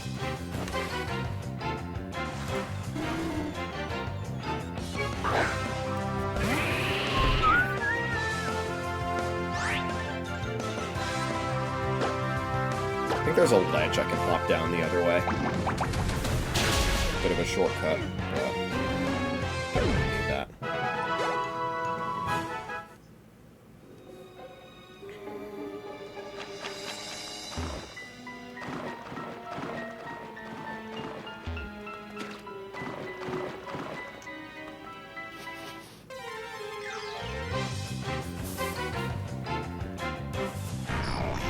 Oh, interesting. Just found a hunter in the grass.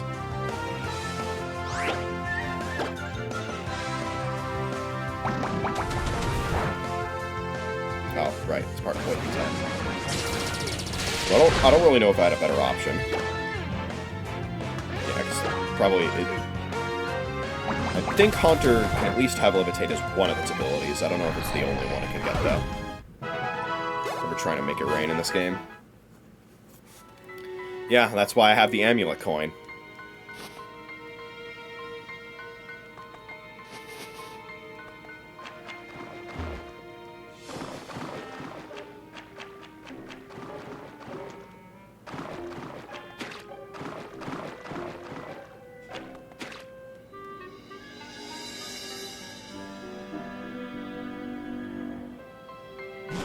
There we go.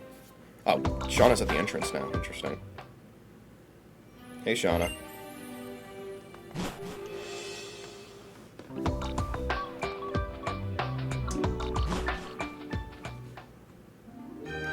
To evolve your Sligoo into Googdra before the fairy gym? Why would you want to do that before the fairy gym? Also, doesn't Googdra need to be a really high level to that? Yeah. Level 50. Is when it becomes Googdra. Which is... Oh, Professor Oak challenge, okay. Okay. Sorry, I didn't know. Professor Oak challenges are cool.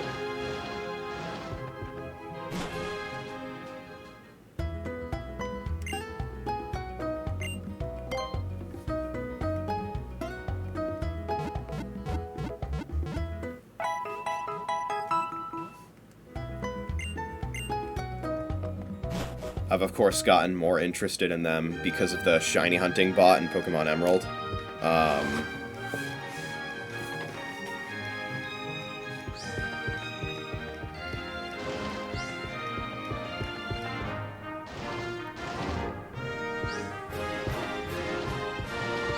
Need to find one of these avenues that has the restaurant we want. Might be this one. Wait, no. This one has Le Wow, which is not the one that we want. Because that's the one that's locked to post-game. A shiny Stakataka, very nice.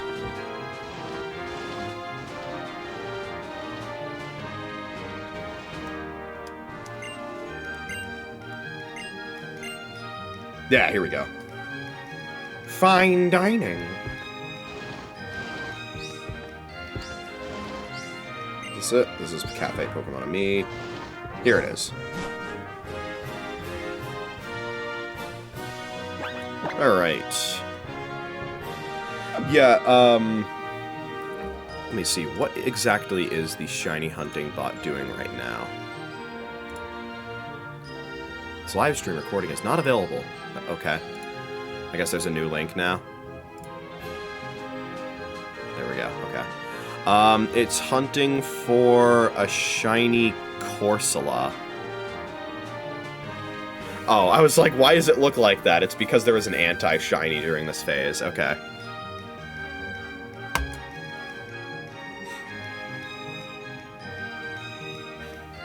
Oh, there's a little snow effect put on the stream for the holidays. That's cute. What the hell is that thing? What the hell is that?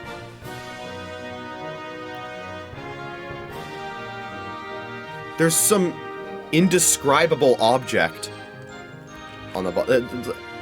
Is that a Pokemon? What is that? I'm screenshotting that. Is that a new Mega that I haven't seen in Legends EA yet? That's not Mega Golurk. What the hell is that thing?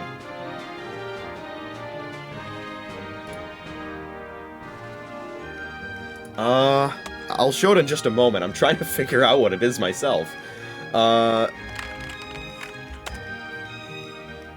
Oh, you know what it is? I didn't even know this was a thing. I think that's Gigantamax Melmetal.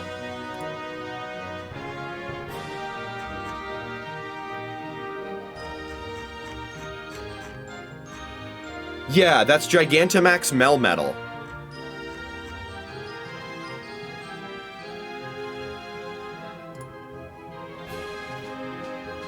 I did not know that Melmetal had a Gigantamax form. Okay. That's a Pokemon Home exclusive, okay. When did that get added? Has that been in the game since... Has that been in the series since Sword and Shield? Or has that been a more recent addition? Because this is my first time ever seeing Gigantamax Melmetal. Since launch? Okay.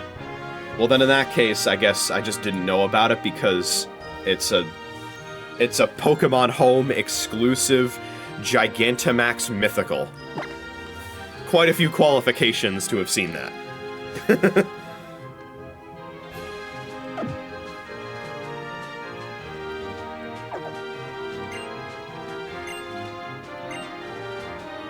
Yeah, I'll dine. We will do the triple battle meal.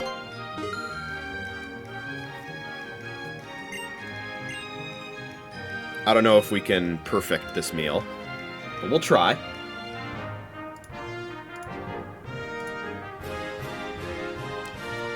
You don't even need a paid version of Home to get it. There's a paid version? Or are you just talking about NSO? I know Bank was paid, but yeah. Here's your entree, sir.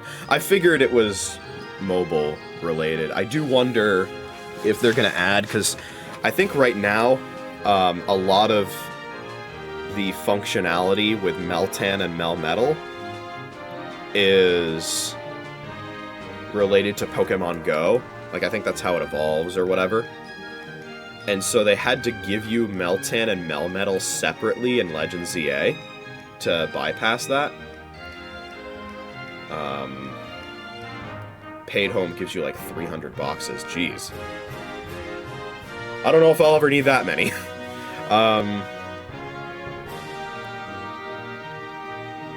But yeah, I do wonder if they'll give an alternative evolution method for Meltan, because I mean, they did that with Feebas and Milotic.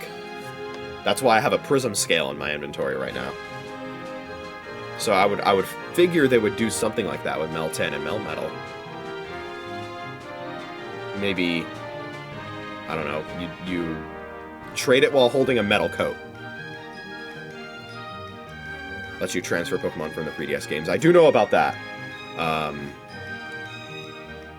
Although I do wonder if... Because I do wonder how exactly that works. Because I don't think there's a 3DS version of Pokemon Home, right? So I do wonder how you actually do that.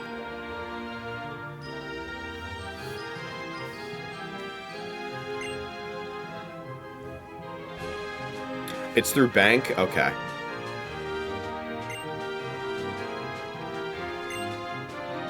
Alright. So 3 turns. Let's see if we can do this triple battle in 3 turns without any Pokemon fainting.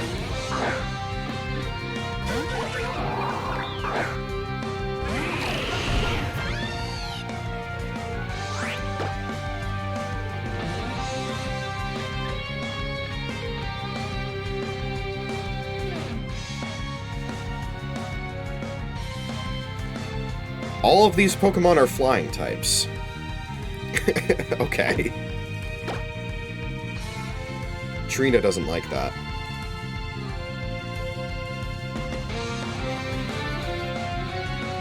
We'll bring in Johan.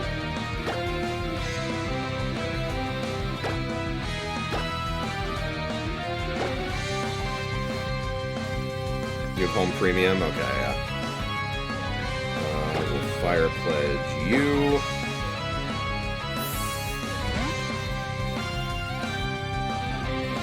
Here comes Johan. How much are we doing here? Okay, that kills.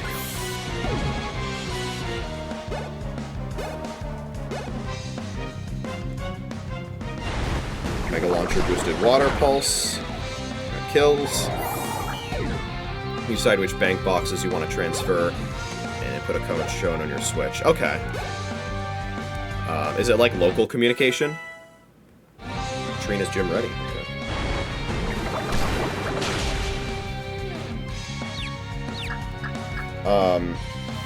So, and it's also box-based, so it's kind of like Transporter in that case. Not even local. Interesting. Right, because the Pokemon Bank online servers are still getting supported officially by Game Freak. Forgot about that. So that was all turn 1, I'm pretty sure. So I feel like I want to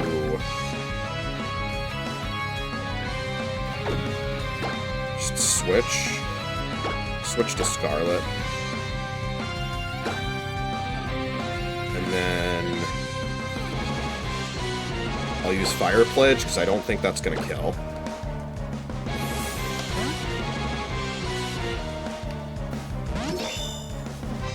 But it'll set up a kill for next turn. Oh, I'm confused.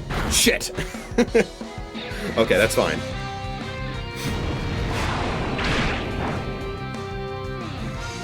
Oh, okay. So shifting like that still allows... still does not prevent you from getting targeted. Okay. It's not like Ally Switch. Okay. Well, I don't think Scarlet can do anything being that far away. We will now go all out to get this kill. Mustang, please. Thank God. Nice. Offering you to transfer up your Pokemon to the Switch before it's too late, right? Yeah.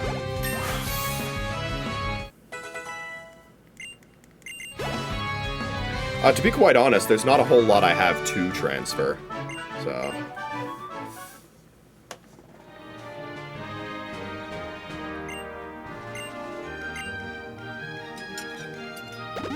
But the time will come where I will do that. Okay, 4 turns for this one.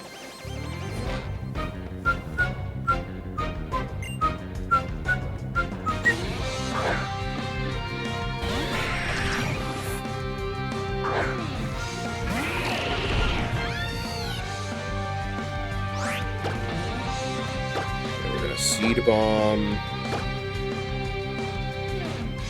And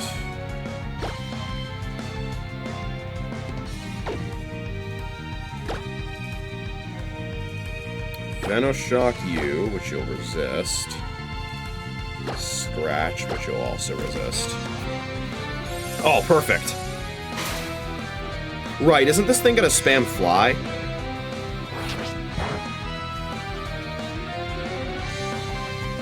Oh, shit, okay. Yeah, we have to be careful here, because it's going to use a lot of 2-turn moves.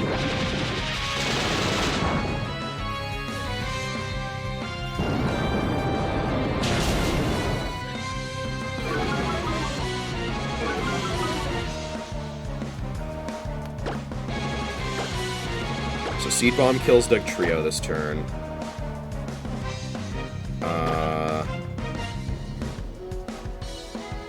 I'm gonna go after the Shuckle, since I'm pretty sure the Pidgeot is gonna fly.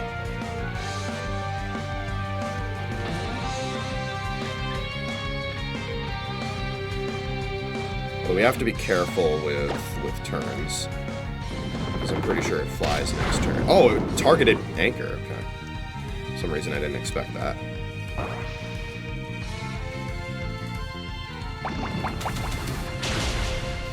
Okay, nice. So this is turn 2. Anchor's level 41 now. Water Pulse. That does kill, okay. That's actually a massive problem, because turn 3, Pidgeot comes down, and turn 4, it's gonna fly again. So... uh-oh. I don't know if I have a way of getting this Pidgeot to not fly next turn.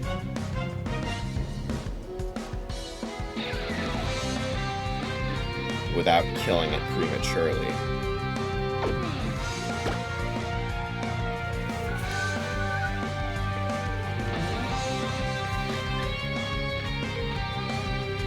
Shit.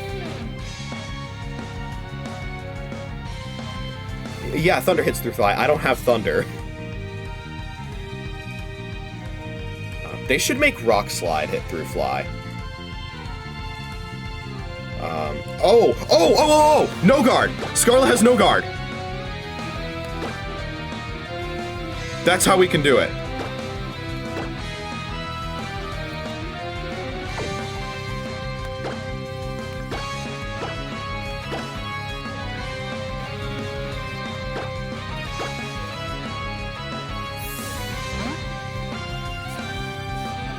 Okay, Scarlet, we're counting on you.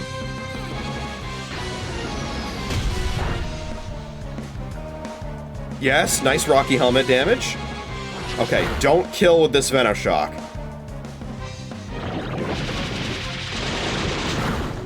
Nice! Okay, Scarlet, you got... Hopefully you got this, because those moves aren't going to damage Pidgeot. So, Gyro Ball, please?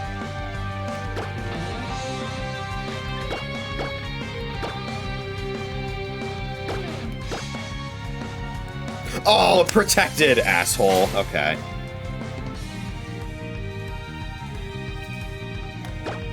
My whole sick-ass strat was for nothing. Never mind. Well, I guess we'll see if it would have worked.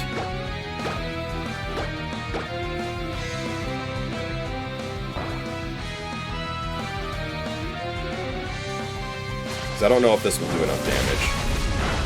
It did, okay.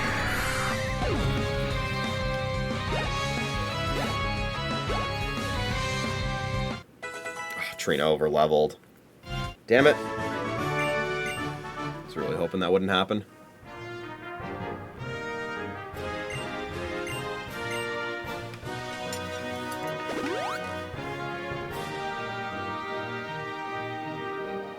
Oh yeah, I found out today, you know how Poison-type Pokemon can't miss with Toxic? So first of all, I thought that started in Gen 8. Turns out it starts in Gen 6. So it's actually a thing in this game. And Toxic can hit Pokemon that are flying in the air if it's used by a Poison type. I did not know that.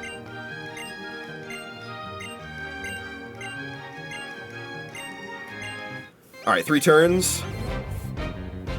I think this is the team that uses a bunch of Flinch and Para Haxmons. Oh, it's 3 Zangoos.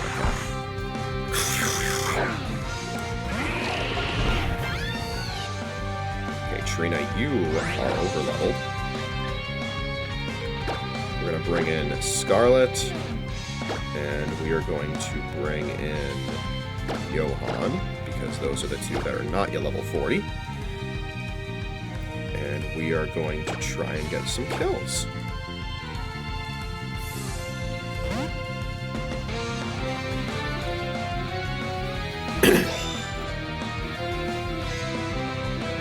Scarlet can't do much against these Sangus, though. But they won't be able to do much against her, either.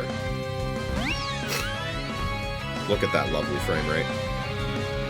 One of these days, Game Freak is going to make a game that can handle triple battles. Do you think the poor performance, like processing-wise, of triple battles affected the fact that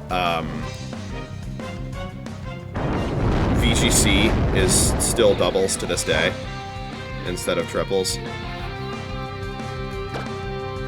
It's a shame. Game Freak always seemed like they treated doubles as like they treated triples as more of a novelty format rather than like a serious one. Hold on a second. What? No. Okay. Shift U. Moonblast U.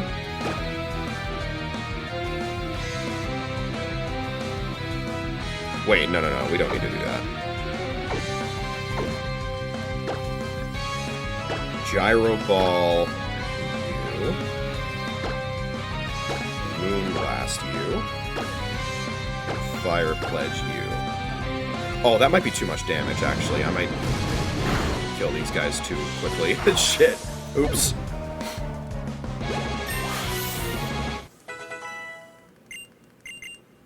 That's almost certainly too much damage. Okay. We will not learn Power Trick. It's okay. Everyone's gym ready now. Last Resort.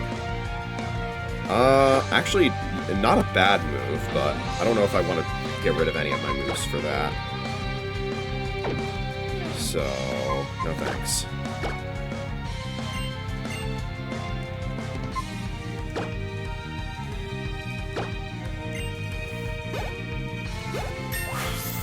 Yeah, we got a few over levels. That's fine. Flamethrower! Ooh!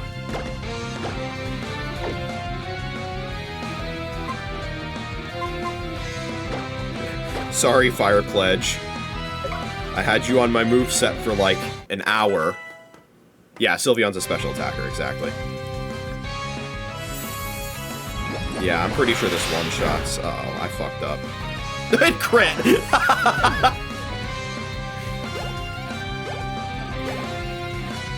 I fucked that up.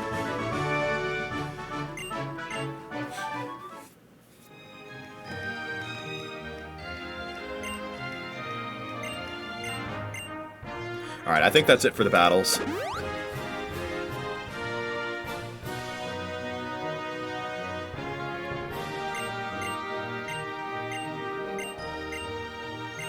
Oh god, there's another one. Okay. We're really gonna overlevel then. Well, that's my B. We're not gonna overlevel too much. Valerie's ace is level 42.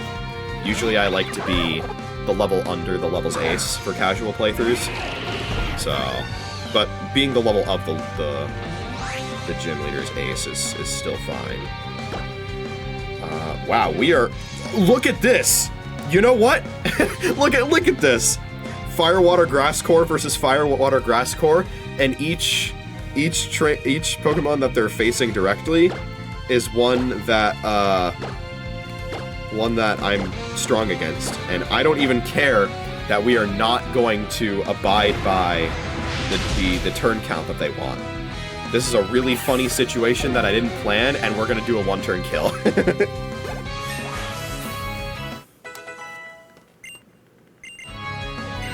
Smackdown. No thanks. If I recall correctly, this is a modest Clawitzer, so we don't want to use any physical moves.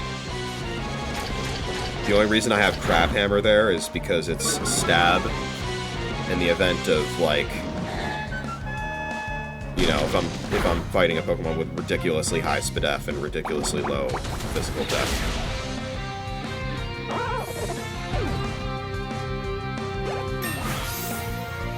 Okay, well, Trina's over level now. But I probably won't need Trina for Valerie anyway. Hell yeah. I had to take advantage of that opportunity because that's so rare for that to happen. You know what? That right there that you saw, that is what the Cylon, Cress, and Chili gym battle should have been. That should have been a triple battle. But it wasn't. The games that introduced triple battles had gym leader triplets as one of the gyms, and did not have them as a triple battle. And I will never not be annoyed by that. The game that introduced double battles had a double battle gym leader. The game that introduced triple battles did not have a triple battle gym leader. And you know what makes it worse? In the post-game of Black 2 and White 2, which of course are games where the Striaton Trio, as they're called, are no longer gym leaders. They're not gym leaders in Black 2 and White 2. They're only gym leaders in Black 1 and White 1. You can battle them in the post-game of Black 2 and White 2, because Striaton City is a post-game city. So you would think, oh, well, this is an opportunity to fight them all in a triple battle, right? You team up with one of them for a tag team double battle against the other two. What were they thinking? Ugh. Oh my god, literally 1984 on that cash for winning.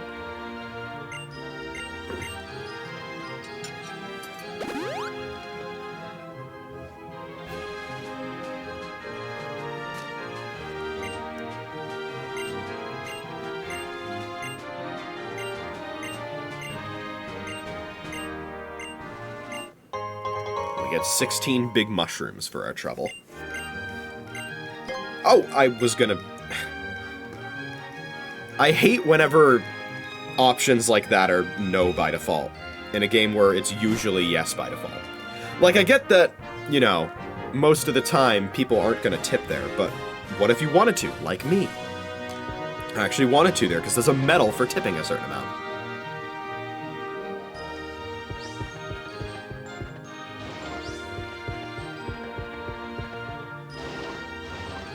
Keep it consistent, you know?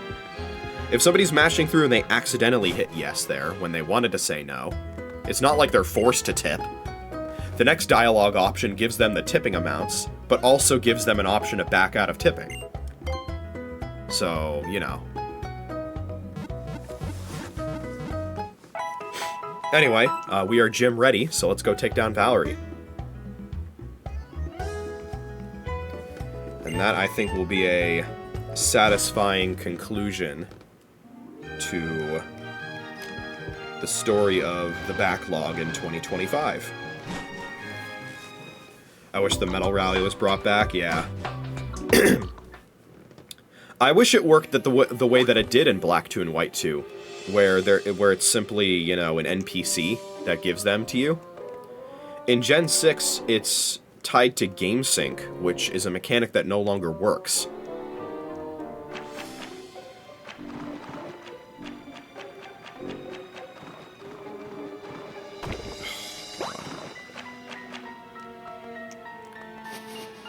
So, you know, I've been, like, tracking my progress in a spreadsheet I made.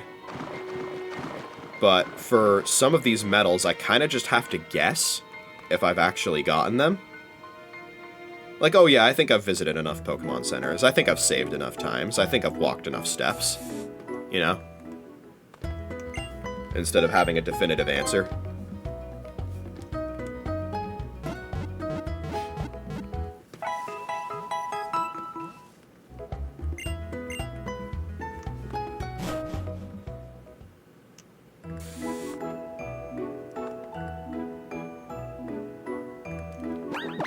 Nowadays, I think there's more of an effort in Pokemon games, as well as just games in general, to be future-proofed.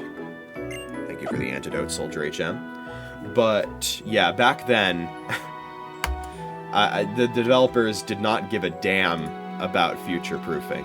They were concerned about people playing the games in 2013. They were not concerned about people playing the games in 2025.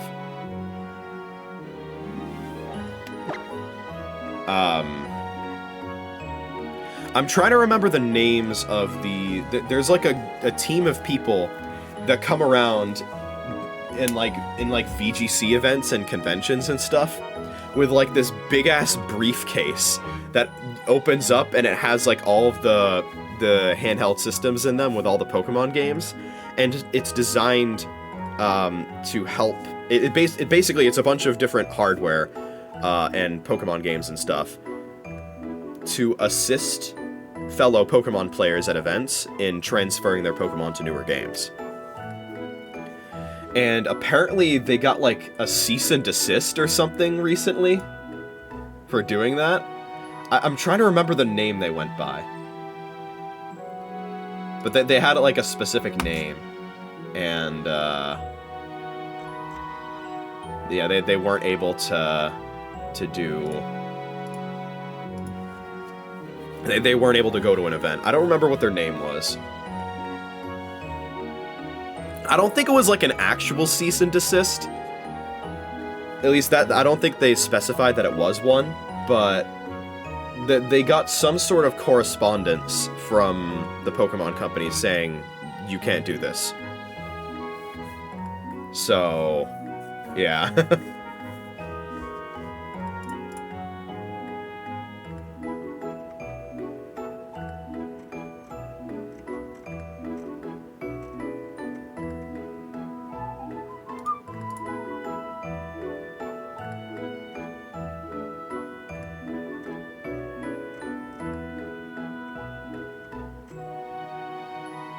I don't know if I think they have a Twitter account. I don't know if I follow them.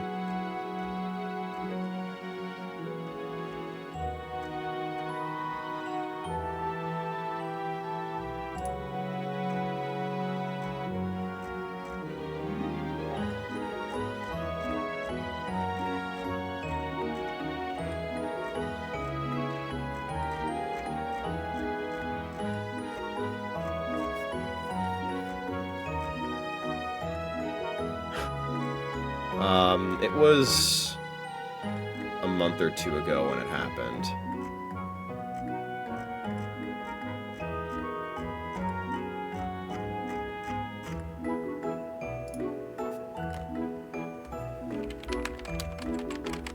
Yeah, I don't remember their name, the name they went by.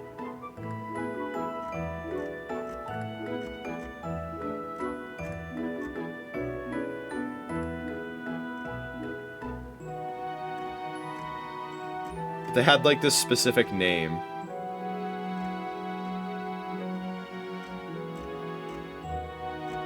And it was, like, a team that went to events and stuff.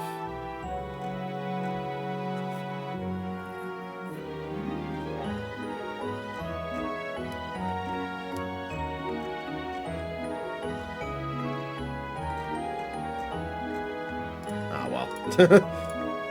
Maybe I'll remember it at some point.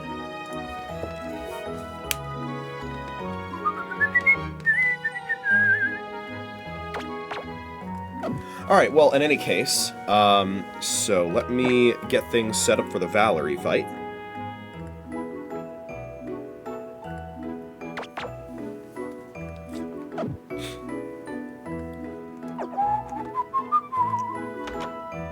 And let's go in.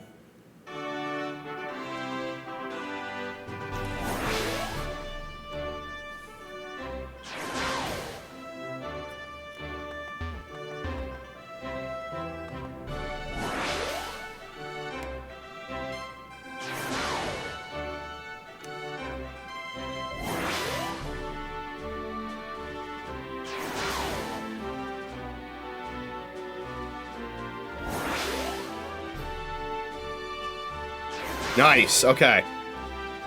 I did take all the right routes again. Love to see it. Alright, see you, Zopi.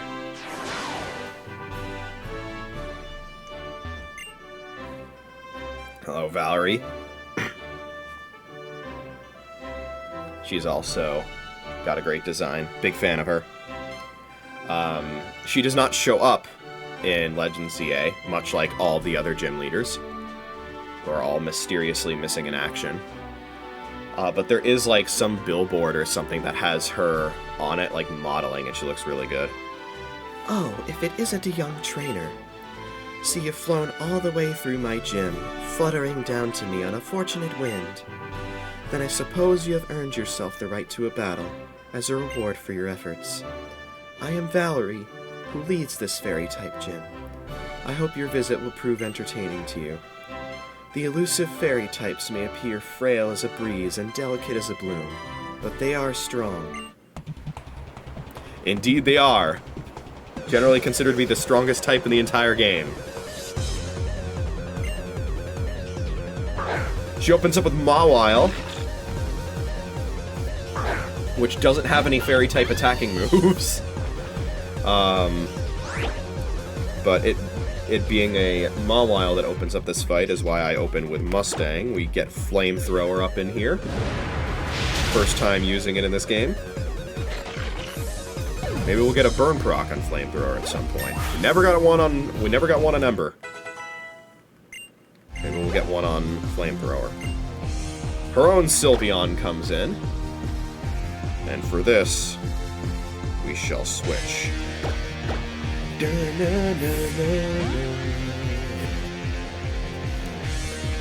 Dazzling Gleam, Quick Attack, Swift, and Charm.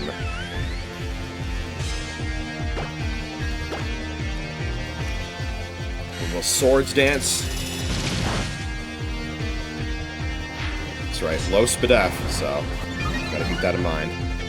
So I'm curious how much this Gyro Ball will do. Yeah, that Swords Dance was basically Charm Insurance. How much is this doing? Yeah, not bad. Let's Swords Dance again. Yeah, that's what I thought. No, no, no, no, no, no. No, no, no, no, no.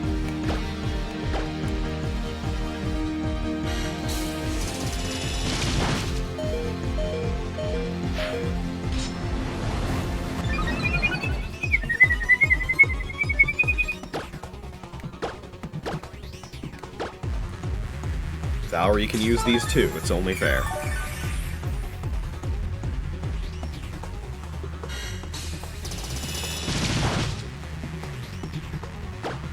There we Gyro Ball again. And since we still have +2 attack, this should kill. Nice. Oh, and it crit too. That crit, by all measures, did not matter. Mr. Mime comes in now. Let's bring along our own fairy type.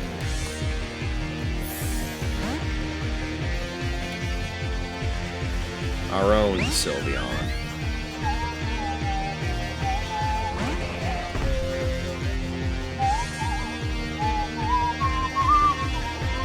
Because as it turns out, Fairy does not resist itself. Oh god, light screen. I should have seen that coming. That's a classic Mr. Mime set, actually. Where it has both screens.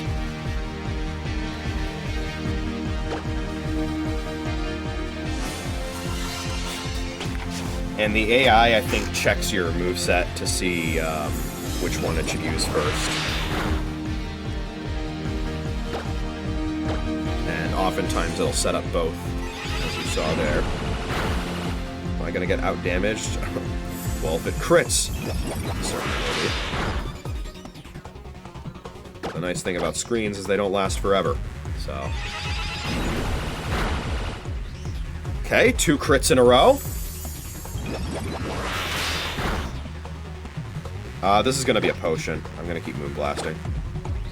Yep.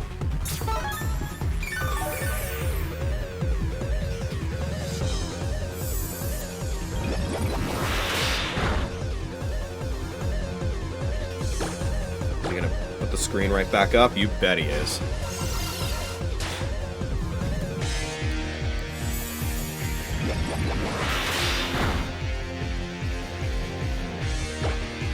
Yeah, screens were, for a while, a pretty decent strat, because, we lived those. We lived those as long as he didn't get a third crit in a row, you know? Let's see, is she gonna use another hyper potion? Let's see. Yes, she is! Okay. We both take the turn to heal.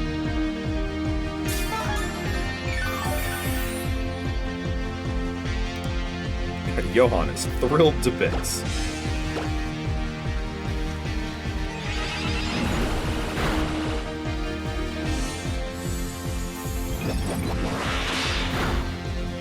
Because, you know, the one move for a while that could shatter screens was a fighting type move.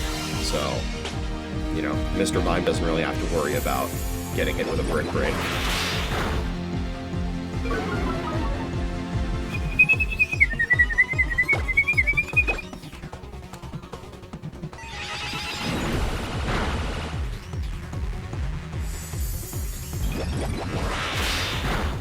Says, oh, it's time for my own crit! Get owned! I knew it would happen eventually. I hope the sun is shining tomorrow. That would be reason enough to smile. That's a lot of money I just got. Shout out to the amulet coin. Yes, that was a fine battle. I shall reward you for this great victory. This is the fairy badge. It is yours now. Its beauty is captivating, is it not? Ah, do forgive me. I was so captivated I forgot for a moment that it is yours. It does look quite nice. This captivating fairy badge will endear any Pokémon up to level 80 to you. Yes, even those Pokémon that you may receive from others will obey you. I also wish to award you this TM. Please consider it a personal gift from me, not simply the winnings of a battle. It is the TM for Dazzling Gleam. Bringing our count to 35. I remember when I first played this game, I actually gave this TM to my own Sylveon in my first playthrough. Which, of course, Dazzling Gleam, very good move in doubles. But there aren't a whole lot of double battles in a typical playthrough. And I wasn't really doing Battle Mace on doubles. I was doing triples, but I don't think I would usually bring my Sylveon to those. Oh, my, what a curious feeling. I can't seem to recall any longer which move is contained in that TM. I hope you might forgive me. My designs are said to be rather mystifying. Do you agree with that? I've always wanted to be a Pokémon, you see, and desire is my inspiration in what I try to achieve by designing. And yet, the only time I feel I am truly one with Pokémon is when we are embroiled in a desperate battle. I wonder why that is. Could it be... Never mind. It is nothing, kind trainer.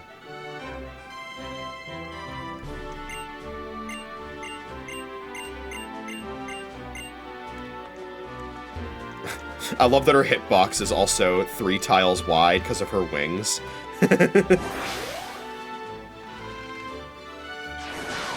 I love this gym. And Valerie's one of my favorite gym leaders as well. Hi, J-Meister. Hey, that's the fairy badge. It's so cute and sparkly. Know what? We're going to go tour the Pokeball factory. Come with us. Yeah, I was just there. I don't think that's a very good idea. I'm interested in Pokeballs because they're used to catch Pokemon. To put it another way, I'm utterly fascinated by them.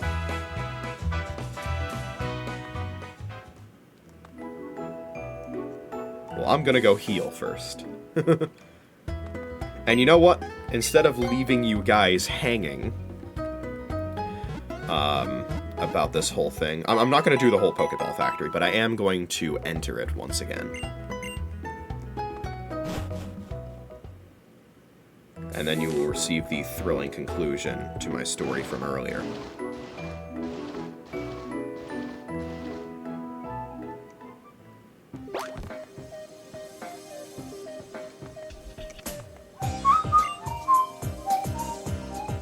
He'll let us in. You'll see. I'll go talk to him again. Shauna, wait! Oh, hey. Did Shawnee and Trevs go running off just now? What's the deal? We're supposed to meet here, too. I wonder what the matter is.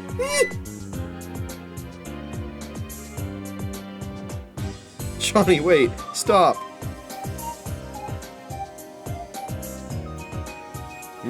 What's going on? Well, I guess I'll go help them.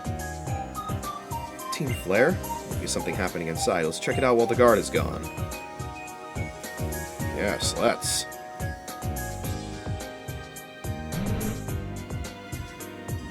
And in we go! So, the thrilling conclusion to my story. You might recall I was talking about, you know, how right around the time I was going through these routes and going through the scary house and stuff like that, also just so happened to be around the time that I was first finding out what a creepypasta was. Now, that was just a coincidence. It's not like the whole scary house thing, like, exacerbated that fear in me. Because, let's be honest, the scary house isn't exactly scary. It's meant to be a joke. And it was. However, that didn't change the fact that, you know, I was still... You know, it was still kind of haunting me, mentally. I was having difficulty sleeping because, you know, it was frightening me. I was seeing, you know, imagery from those creepypastas in my head when I was trying to go to bed at night. That's how 13-year-old me was. However, one night, I decided that I was going to enter the Pokeball factory, keep this music on at the head of my bed overnight, and to calm my nerves and help me go to bed.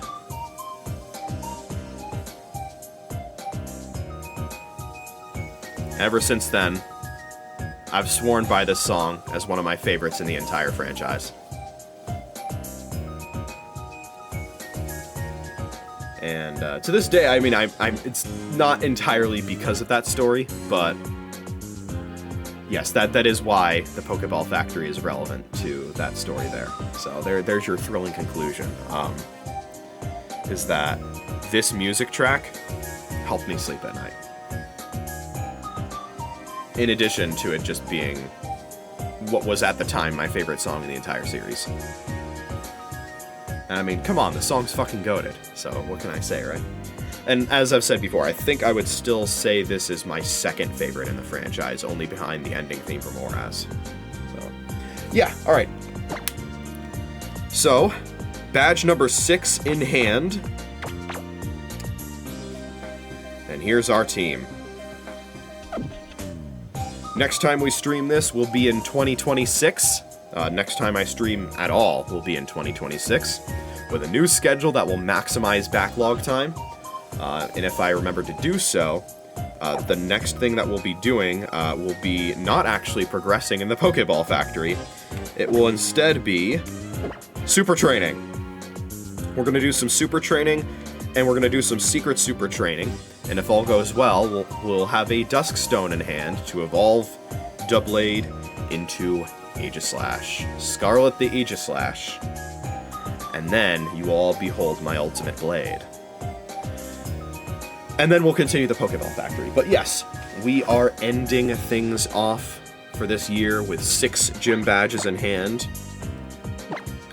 which is a poetic little mirror of how the backlog ended last year as well, which was 6 badges in hand in Pokemon Black 2, backlog game number 4. And now we're doing the same 4 backlog entries later. 6 badges in hand once again. And this time around, of course, the circumstances are very different. Last year, I was only 3 streams in for Black 2 when I had 6 badges in hand, and that's because I was trying my absolute damnedest to reach Isurus City, because Isurus City has the special New Year's Eve Diamond Dust event, which is good for a medal. What I did not know until I was about 10 hours into the stream was that Isurus City in Black 2 and White 2 is locked to post-game. So it was a gigantic waste of time that combined with some other shit that happened later that day basically made that New Year's Eve the worst New Year's Eve ever for me. And it capped off what was already a pretty bad year for me. This time around, I know better, and I've paced myself a lot better. That said, it's taken me 10 streams to get 6 badges, which is still, it's taking me longer than I would have liked. And a big reason for that is my suboptimal stream schedule. I've been doing Friday night Backlog, Saturday night Geometry Dash, Monday night Backlog. I've moved my streams this year from Sunday to Monday because it works better with my new work schedule. But that still means that I'm sort of kneecapping basically 50% of my Backlog streams and forcing them to be shorter than they need to be. Meanwhile, my Geometry Dash streams are pretty much always shorter than any of my Backlog streams, so naturally it would make more sense for those to be, nice voice crack, for those to be the ones that happen on Monday where they need to be shorter. So that's what we're going to do in the new year. We're going to be doing Friday night Backlog, Saturday night Backlog, Monday night Geometry Dash. I think that'll also have the benefit of, at least not necessarily for this game, but for especially action-oriented games, playing a game on back-to-back nights will help improve my performance, especially on that second night after my brain makes connections when I sleep. So, it has pretty much all benefits, no drawbacks. That's what we're going to be doing in the new year. My next stream of this is going to be Friday, January 2nd, the night of that. And then we'll stream again Friday, January 3rd, Pokemon X. And my next Geometry Dash stream will be the night of January 5th, that Monday. So, streaming in 2025. It's been quite the adventure. We started off on the Backlog in 2025, picking up the pieces and redeeming ourselves with Pokemon Black 2. We put that terrible New Year's Eve stream behind us, and decided to make sure that we would stream an even longer stream of it later on that would also undo the whole Diamond Dust fiasco by doing some time clock manipulation on the 3DS, which I think is totally fine for me to do. After all, it required me to strategically set things up ahead of time anyway, so there was some strategy involved in it too. We finished Pokemon Black 2 on the Backlog, then went ahead to Super Mario Odyssey. That was game number 5. Finished that. That went very well. Then we went to Pokemon Yellow. That was game number 6. We finished that. Completed the entire Pokedex. I was very proud of myself for pulling off the arbitrary code execution necessary to do that without Red and Blue. Then we went ahead to game number 7, Legend of Zelda. That took 3 streams, which was more than I thought it would, but it also was more involved than I thought it would be anyway. And here we are, Pokemon X. Well-timed with Legend ZA's release, which was not my intention, but happy little coincidence, I guess. And here we are. We are now 6 badges in, 2 remain. Of course, there's going to be quite the post-game grind for battle points to get the rest of the TMs, as well as everything else that we want to do in the post-game, including the post-game story, legendaries, key items. So, still a lot more to do, and many, many, many stories left on the Backlog, yet untold. And we will tell as many of those as we can in 2026 with our new schedule. So, with that all said and done, we'll do the safety save, we'll check out the Smacro, and for the final time in 2025, I will sign off. Alrighty. How many battles have we racked up this time around? Let's take a look.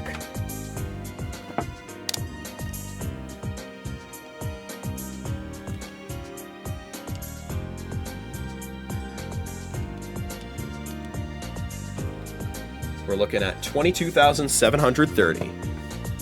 Alright. Almost halfway there on the Smacro, as we end the final stream of the year of our Lord 2025. I will see you all in 2026, and until then, keep looking forward, and I will see you next time. Bye bye.